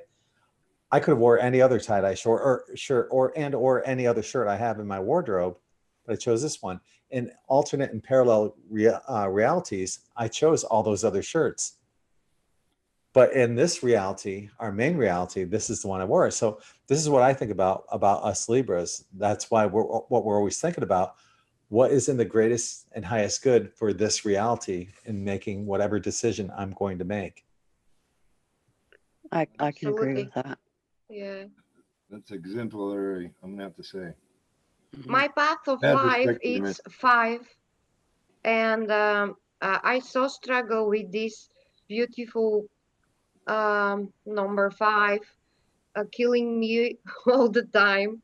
But finally, I think I embrace the destiny, and that this gonna be my path forever. I mean, till in this lifetime. And I put a lot of efforts to do things to manage them, and the lesson of 5 uh, stays over me, like, things are always happening the way they supposed to, not the way I want to.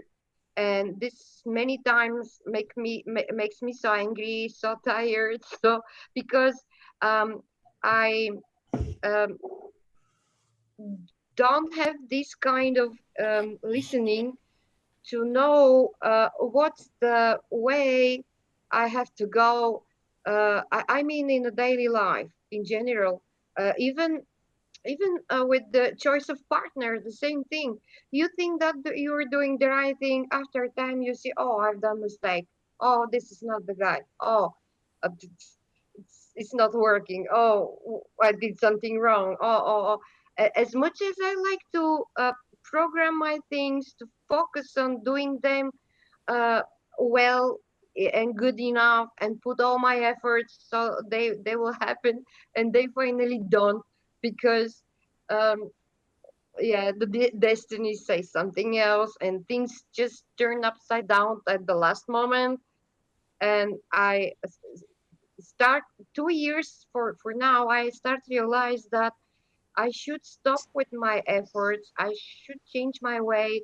I should develop this kind of feelings to ask God, or whatever people call this higher power, the guidance, to keep my hand strong and guide me more. And I'll try to learn and listen, because to do efforts, finally to realize that um, it's not depend on you that much. What is depend on you depend, but most of it doesn't.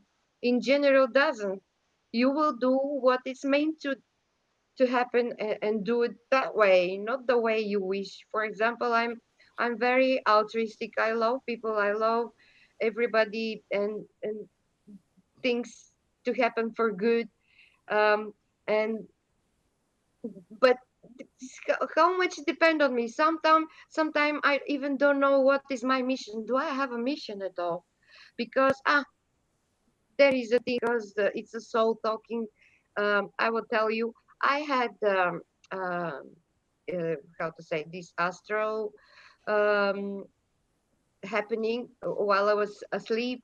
I cannot describe the entity that was with me, but we was obviously talking like we are talking now in a French chat. And I remember that I asked, what is my mission? Do I have a mission? And she or he, whatever was it, told me that I'm a messenger. And I laughed to that. I say, oh God, that's not serious, because what kind of messenger I can be as nobody's taking me seriously. You know, nobody will listen to me for anything, and they don't. Whenever I try, I feel like all I can do, I can try, but I cannot make people walk my way or the way. You know, you just say what you know and what you think, and that's it. That's all what you can do. The rest is not my job. And what kind of messengers? I still don't know. Probably soon I will come to know and start doing it. I don't know. I have no idea. But I laughed to that. I say no, cannot be a messenger. Nobody's taking me seriously. I So believe you will find your reason very, very soon, because this is what 2020 is about, is the 2020 vision. And unfortunately, this whole situation that we're all going through as a collective right now in this world, it's going to get worse, because it has to get worse in order for all of us to realize what we have to do. rebuild again, yeah, and rebuild better. It will come That's to right. you. It will come to you. It just, in a matter of time, it will come to you. This is what 2020 is all about. And you know, when things get really bad, that's when we're all going to be like, okay, now this is what I'm supposed to do. This is what you're going to do. Yeah. And all of us coming together is that. And some people too, they're simply here just to anchor light, not even to heal people or not, but just to anchor in that light, just being a good, beautiful soul that you are, and just, you know, anchoring in that light. And that's it. That's what a lot of people did come here for, is to just anchor in the light. Hold the space too, right? Or hold space. Yep. Yeah. Hey, Greg, can you Hey, hear me? Andy. I'm not sure. Yeah, I didn't know if you guys could hear me or not. I just logged in, but I was going to share something along the lines of surrender that I've been recently working on, in particular as it's relevant to the Corona deal or any other scenario. And it's a little thing called conditional acceptance. And, or you could call it acceptance if, which is basically a way to not be in refusal. Because essentially, especially when you're talking about these viruses and stuff, you're talking about a military operation. And if you go into refusal with the military, it doesn't usually work out very good. So what you can do is do something like, okay, I'll accept the vaccination if you can prove with absolute certainty that there will be no cellular toxicity whatsoever, and that absolutely zero tissue damage will be done, and that there will be no cancer causing agents, and there's none of this and none of that, and it doesn't violate this and it won't violate that. And you carry on with what's called negative averment. And it might sound a little bit confusing at first, but it's an extremely powerful way of responding without, because essentially what you're doing is you're negotiating. You're saying, okay, I can accept that if it's absolutely proven with beyond any certainty at all whatsoever that it's 100% safe and causes no damage whatsoever. You know, something like that. It's a counter offer. So now you're negotiating with the military, which is exactly what you need to be doing. You need to be in a negotiating position with any entity, really. But particularly when it comes to military actions, because as soon as you refuse the military, you're already going in the wrong direction. So you accept And on they condition. will Exactly. they Exactly. can It's just lie like to if you were you. going to accept like a purchase agreement on a house or something, you know, in any transaction, you have the right for counter offer. Because otherwise, if you couldn't amend the contract, you wouldn't be able to come into a conscionable contract with anybody. So we always have the right to contract. In fact, our right to contract is our fundamental right. If you lose your right to contract, you've lost everything. So, you know, and one of the ways that you lose your right to contract is being in a state of refusal. If you go into a state of refusal, by definition, you're no longer contracting. But as long as you're in Look, Andy, contract and yeah. denying, well, making the stipulation of something that they can't follow through on, you can avoid having that, is what you're saying. Yeah, exactly. And you didn't deny, you didn't refuse, you're not objecting. See, the issue is this. But wouldn't they say that you're a dissident or try to round you up for other reasons? Well, if you're in a state of refusal, you're definitely a dissident. But if you're in a state of acceptance and negotiations, and I'll cut to the chase a little bit. I've studied a lot of this stuff out on extensive levels. Yeah, that's a cool shirt, by the way. Oh yeah, I love this shirt, by the way. I chose the right timeline. Right. Essentially what we're negotiating is an exemption. That's what we're looking to negotiate. So it's something like, and if you're not able to prove the safety and verify the safety of this offer, then I'll hereby accept an exemption waiver, and you will hereby be discharged of your duties. See, these are kind of some key words that I'm talking about. So in other words, I would be discharging the military agent's military duties. Huh. And You're I have just the right to do discharging that. because he's charged with a duty to do something, right? Right. And so you're coming in with the authority by way of contract, peacefully negotiating an exemption. That's essentially what this is when push comes to shove. Ideally, you know, whatever, we're left alone with to stay in our peace. But sometimes things wash up on our shores. And the main point is that you can't be in refusal of reality and win. So, because it's already is what it is. What you're really accepting is the isness of something. So you're not accepting so much the vaccination, you're accepting the isness of the offer of the vaccination. Even if the offer is, I'm here to give you this forcible vaccination. It's already been decided. Everyone has to take it. You don't have a choice. Resistance is futile. you know what I'm saying? When you get the resistance is futile offer, that's a good time to start contracting. Because if you go into refusal, resistance will be futile. But as soon as you accept it, but with conditions and start to negotiate the terms and conditions, then all of a sudden it's like you're not resisting. So resistance is futile, but I'm not resisting. So it's exactly like martial arts. You're talking about a jujitsu, aikido type maneuver, and it's extremely effective. But I'm afraid that they will not offer me a choice, and they are very well trained in lies. They can lie to you that the vaccine is okay, and What you do is you promise accept that the vaccine is okay upon presentation of proof and evidence that would be sufficient to allow me to conscionably agree with you. Now, you don't have to say it the way I just said it. That's a fancy way of saying it. But when they say, "Oh, we've got all the studies, it's all been tested, everything was safe." Okay, I accept that if you can prove that your studies were not unbiased.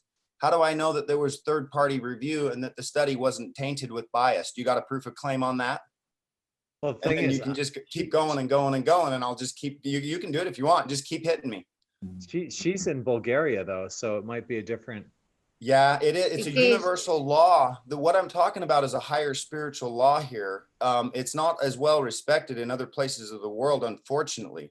This is one of the wonderful things that we have about being in America, because we have a very strong right to contract in America, even though sometimes it doesn't feel like it. We actually really do. However, understand that at least from where I'm coming from, we're talking about a scriptural principle, which would be, if you may have heard this before. I believe it's in the book of Judges, but I'm not 100% sure on that. But there it says it's in the Bible, but I quote scriptures for their ancient wisdom. I'm not religious at all. I just want to kind of get that out there. But there's one part where it says, "Agree with thine enemy quickly whilst thou art in the way with him, lest your enemy hands you to the judge has you to the bailiff, and the bailiff throws you in prison." But what does that mean? Why would we agree with our enemy quickly? Isn't that a bad idea? And it's not, because essentially what you're doing is you're agreeing if. And so it says, it's basically saying, negotiate with your enemy quickly whilst thou art in the way with him, lest you get handed to the judge to decide it. Because as soon as you stop negotiating, you're litigating. And if you're litigating, guess where that all happens? In front of the judge. And by the time you're in a state of litigation, it's a war posture, because it's an adversarial posture. So if you litigate, i.e. refuse or argue, or in any way argue and make statements, you're litigating. So notice I said everything in the negative. I said, I'll accept if it's not this other way. When I say it in the negative, you can't prove a negative. And so when you use a negative averment, it does not engender a burden of proof, because there's no way you cannot mathematically prove a negative. You can't prove the non-existence of something. So when you confess it in the negative, it allows you to rebut the presumption and or otherwise make a counter offer without engendering any burden of proof or liability. So you can freely negotiate. See, you're considered a peaceful inhabitant who's innocent until proven guilty. So why should your response engender a liability? You see what I'm saying? You should be able to confess what's in your heart without getting tangled in somebody's claim. But if you come back and you litigate and argue with them, now you're tangled up with them in a state of war. So if you go into these refusal postures, you really cannot win. The only way you can win is if your enemy is in an even deeper state of refusal, and you can prove that they're refusing worse than you. See, that's the only way that people get wins in the public in a litigation, is the fact that both parties are arguing together, so they're equally in dishonor. You see what I'm saying? But a negotiator is in honor. So you want to be what's called a peaceful negotiator, not a public litigator. You don't want to be a dishonorable litigator. Do you see what I'm saying?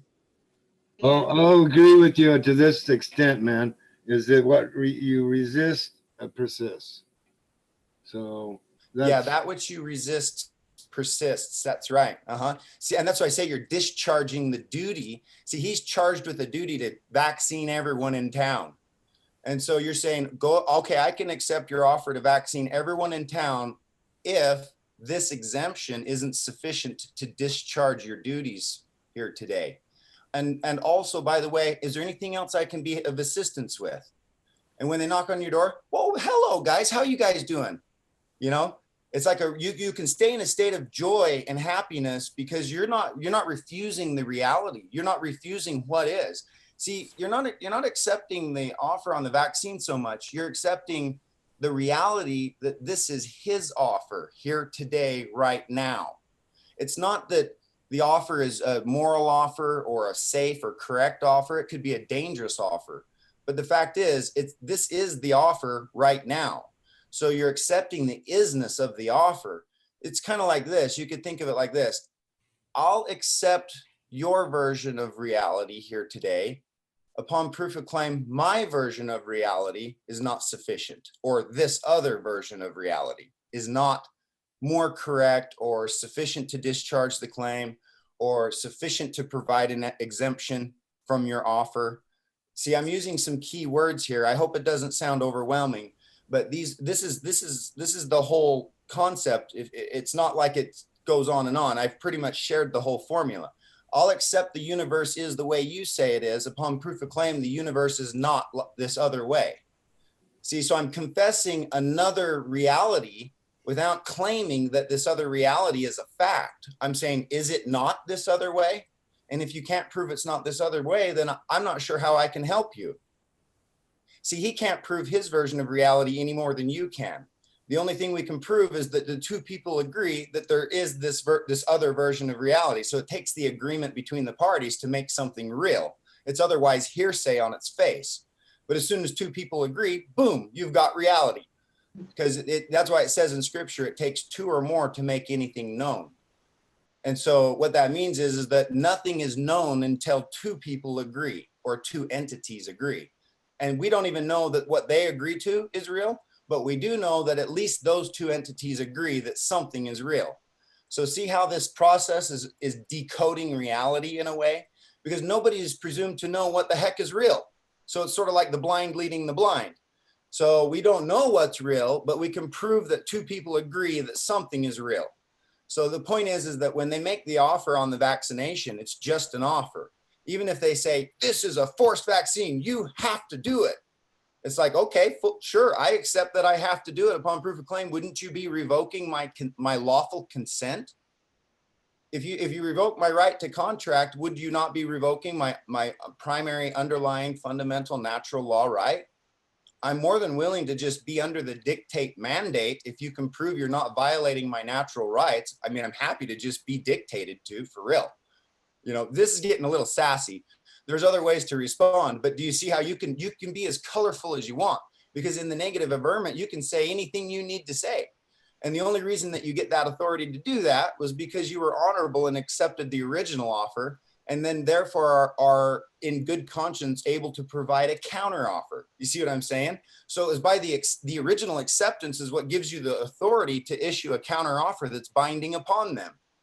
See, it's a binding counter offer. And the reason it's binding is because you were honorable and accepted the original offer. If you refuse the original offer, you don't have the authority to give a counter offer.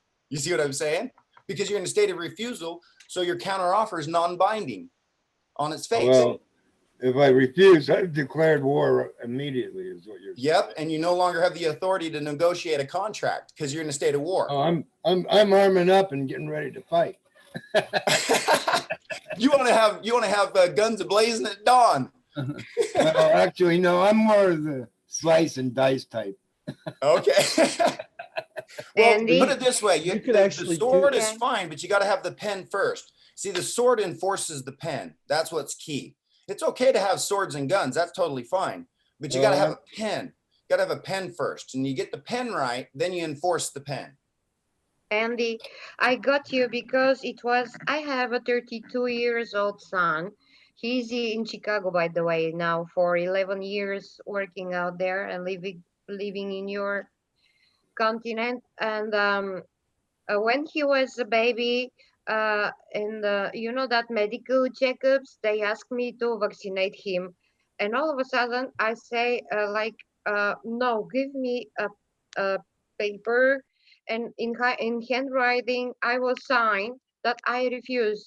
This is my child. I am the mother, and I'm the one taking decisions. So how no, every child in this country have to get this triple vaccine of this, that, cock, whatever. And I say, well, mine will be not. I'm not giving you my child because I already knew then that to get somebody vaccinated, first of all, you have to make sure that this body, this organism, it's in perfect health. Then you can apply a vaccine to provoke the making of this anti whatever production against that bacteria or whatever you put in the vaccine. And I told them, can you assure that my baby at the moment, baby's body is it's perfectly fine, so you will inject this thing in the body? Oh no, we don't do this. Okay, you don't do this. I not give you my baby to give him this injection at all. Oh, you cannot do that. Oh yes, I can. This baby, it's mine, and I'm the one. My leg will not step in here. You will not see me ever again. This is my baby. How dare you to take decision about the health of my baby? I'm here by on my will. It's not because you want me to, that even because I have to. And they finally give me that piece of paper, and I wrote simply, I have some knowledge according to I am refusing the vaccination of my baby. That's it. Then when the time for the uh, kindergarten comes, they refuse to get him because he's not vaccinated.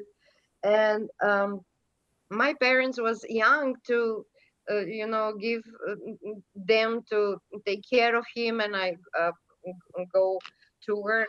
So but God, I'm not religious too, but it's easy to use that word to say the universe sent me the opportunity with one Russian lady. She was a teacher at the kindergarten, and she was a vegetarian also. and she told me, okay, you can take your son with us. I will take care of him. And I was preparing daily meal separate for him because I also um, insisted that he will be a vegetarian, because when I was pregnant, I was already vegetarian and I didn't want him to eat meat. And so, yeah, there was difficulties on the way, but not that, how to say, they did nothing stopped me. I just was getting this help was coming by chance, always on time, on the way that is supposed to happen. So we go through, just not giving up on this. And yeah. And beside my sign, it's Leo, so I'm not into failures. I fight till the end, by all means, doing everything that I can, just to stay strong, and to, yeah. But I'm agree with Andy totally. I see his point. But I cannot trust my government. They are not very much into dialogues. They are just into, um, that's it, we say, and that's it. And that's, you have no, Actually, the don't all power. governments have to follow international maritime code? And wouldn't that be part of it? Yeah, they are under contract. All nations are under international contracting standards. Absolutely. It's not that we don't at a certain point have the right to protect ourselves. I Negotiate. know some people will take this as it comes across really brash, to think I'm not accepting this. No way, not at all. But these really are based on principles that are, it's a crazy, this stuff's crazy. Let me put, if you'd like, I'll share a little lesson. One of the powerful lessons I learned, it's called the 4 doors of negotiation. Basically, you basically have 4 doors whenever you're given any offer of any kind. I mean, it could be anything, like just anything you can imagine. Even if it's somebody yelling at you, like say an officer, sit your butt on the curb. It could be anything. It's all an offer. Every single thing that comes to you for presentment is basically an offer. And so, like, for example, okay, I'll sit on the curb, officer, if you'll sit down here with me and we can talk this out. Something like that. Maybe we'll come to a peaceful resolution. He's like, never mind, just stand there. No, I know it doesn't go like that in a lot of nations. I get it. It's, people are saying that you don't know where I come from, it's too violent. But understand, though, that under the 4 doors, when you take an offer of any kind, the first way that you could respond would be to stay silent. Now, silence is agreement. When you acquiesce, you agree with the presentment. There are some caveats to that, but that's a general principle. The second door would be just plain simple acceptance. You just, okay, I accept. The third door is that you refuse the offer. You resist, you deny, you obstruct, you delay, you otherwise make statements and argue. That's litigation. If you litigate, litigation's a dishonor because it disturbs the peace. And the main and primary law is to be a peacekeeper and to not disturb the king's peace. So any disturbance of the peace is basically contempt, and that's all there is in court, contempt. Everything's contempt. Murder's contempt, rape's contempt, speeding is contempt, parking tickets are contempt, everything's contempt. So basically, litigation disturbs the peace. The only reason they get away with it is because both parties are disturbing the peace together. It's just a question of who's the worst one. So if you're a litigator against a negotiator, the negotiator is always going to win because he's keeping the peace and he's being peaceful and responsible. So in contracts, this is in contracting. So if you litigate, you lose, which means you accept the offer. So if you litigate with somebody's offer, you otherwise accept the offer. Do you see what I'm saying? It doesn't work. And then the fourth door, there's only 4 doors. The fourth door is that you accept if, which is a counter offer. So you got silence, which is acceptance, acceptance, which is acceptance, refusal, which is acceptance, or acceptance if, which is a counter offer. So all you have in the universe, as far as I'm concerned, is acceptance, acceptance, acceptance, acceptance if. That's it, because you can't refuse the nature of what is. You can't refuse the isness and win. You'll always lose, always. Well, you don't lose, you just fall from grace. You fall from harmony. You fall into a disharmony. you begin to disturb the peace.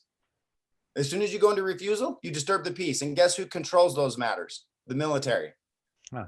The military deals with wartime parties. They don't deal with peaceful inhabitants. So when you give the military notice that you're a peaceful inhabitant, and then you peacefully negotiate an exemption, that's the best you could possibly ask for with a military template overlay. If you're involved with a military template, you need to negotiate with the military an exemption that you're a peaceful inhabitant and that you're not at war with them, that you intend not to obstruct their efforts, and that just let them know that I'm peaceful. And then what you're doing is, by negotiating, you're showing them that you are peaceful. You're not in a state of refusal. You're willing to assist and help them at all times. The idea is that you're not using a conditional acceptance to somehow use a kung fu, even though I did say kung fu, but it's not like you're warding them off with a cross, you know. What you're doing is you're saying, I would take the vaccine if it's effective and won't kill me. You see? So I'm more than happy, because I mean, I would love an effective vaccine, actually. Wouldn't that be great if it was a safe thing and you knew that it was safe? So the whole point is, absolutely, I'm more than happy to take the vaccine. Sounds like a great idea. You got a proof of claim it's not going to do any tissue damage? I mean, because if it does, I mean, wonderful. How'd you guys do your tests? How'd you conduct those? Do you have some reviews, some results that I could look at? And the whole idea is you're bubbly, you're joyful. You don't have to be bubbly, but you're not trying, see what I'm saying? You're not trying to ward them off with a cross. You're actually legitimately negotiating with them. Because you could say, it was my understanding some of these vaccines had some seriously dangerous effects. How did you guys overcome that? You know, right. Was there certain, did you make some corrections that were extremely effective? You see how you're in discovery, you're helpful, you want to help them. How can I help you? You know, and then it says, well, it appears that this time I'm not able to help you. However, go ahead and let this be your notice of exemption. And then, you know, if there's anything else I can help you out with, let me know. You know, like you see, it's a different approach is all I'm saying. I know, but as everything, it's energy. Isn't that mean that you, by agreeing with them, you going by their level? In contracting, a conditional acceptance is a tantamount to a refusal of the original offer. So when you see an offer has to be accepted unconditioned. If it's conditioned, it's not an acceptance. So isn't this a weird contradiction to what I'm saying? I'm saying refusal is a dishonor, but wait, how come I can do acceptance if and it's not a dishonor? The reason is because the if comes with a latch, and the latch is if they go silent, they agree with me. So if I say I'll take the vaccine if it's not unsafe, and then they stay silent, they agree with me that it's unsafe. So see, it's a refusal that goes for a period of time. And so it's a dynamic refusal. If you can catch what I'm saying, this is the key understanding. You're refusing it, but only if. So I'm not actually refusing it. I'm just giving you a condition that says, pause the contract. If we can prove this, I don't need to refuse it. You see, so you're negotiating, and it's like it creates a dynamic space, which is, it's sort of like it creates the space time in a weird way. I know that sounds kind of crazy, but it's the only way to answer and not be in a dishonor and still refuse. See, it's not exactly a refusal. It's sort of like a dynamic refusal. I'm only refusing if. So there's a question that still needs to be answered, and it's a quest. You're putting them on a quest. And so it's sort of like it is a request, and a request is a call to action, which motions the court. If you can catch what I'm saying, this counter offer motions the court. And whenever you're in, and it's the courtship between the parties, right? You're courting the agent. Let's say you're courting an agent at the door. You're in a little romantic dance with the military. I know it sounds crazy, but that's what it is. So when you're in court, you have a key responsibility. That's to motion the court. You've got to move your own court. The parties have to move their court. It's when the parties are unable to move their court that it can create disturbances and invoke third parties to come in and get involved. So, but as long as the two parties can move their own court and they can do it peacefully, that's the best we could ask of each other. So the idea is that, well, I forgot where I was going with that, but you know, anyway, so. You turn the other cheek. You mean that you have to turn the other cheek in order to explore your inner higher frequencies? Well, I of think the I think winner. it's I think key to get to your point, because you had a perfect point. Am I not actually accepting something that I don't want? That's it's a great question. You're not. A counter offer is a refusal. It's a technical refusal. You refuse the original offer. Unless they can prove certain things, then it's accepted. So you're doing kind of an if then. And so it's a dynamic. And what it does is you're able to show that you're dynamically negotiating the situation. And it's when a court goes what's called static. When the courtship between two entities goes static, that's when you're just butting heads and it's not going anywhere. Whenever it goes static, it requires a third party to move the contract because the two parties aren't able to move their agreement. You see what I'm saying? And so when you do this acceptance if, you're dynamically negotiating. So by keeping it dynamic, that's another thing that's basically all that could be asked of you. Your ability to keep a dynamic negotiation going, it means that it hasn't gone static. And you don't want your dialogue or anything to go static. If it's like, no, well, if you don't do it, we're going to kick the door down. Oh, then go ahead and kick the door down. Then that's what you would call a static. It's not even a negotiation. It's a war. It's a litigation. See? So whenever it goes static, you've got trouble. Because static is basically like chaos. You know what I mean? It's no longer an orderly, organized thing that's productive and moving. That's why I say, if you can dynamically and honorably and peacefully move your courtships, then you're good to go, because you're in a dynamic state, and you're in a peaceful state. You're peaceful, you're dynamic, you're motioning, you're moving things along, which is responsible. You're in a responsible state, and you're also not in a state of fear. There's no fear in it. Because if you can't negotiate peacefully as a diplomat, you have no rights. And if you're at the point of absolutely no rights, then go ahead and get your guns and knives if you have to. What else choice do you got? So you see, so at least then you've exhausted all attempts at, you see, that's the way I'm taking it. It's just one man's opinion, I know there's going to be people that would disagree with this, and that's fine too. It's wonderful, but this is something to consider. You don't want to go into a warring posture with the military if you could stay as a peaceful inhabitant. All right. They will lie to you that it's safe, and they will vaccinate you. And then you know what? Only what will probably work for you will be your own rises of frequency, if you can do, and you will have to do to get over. Otherwise, I don't see this peaceful agreement like, yeah,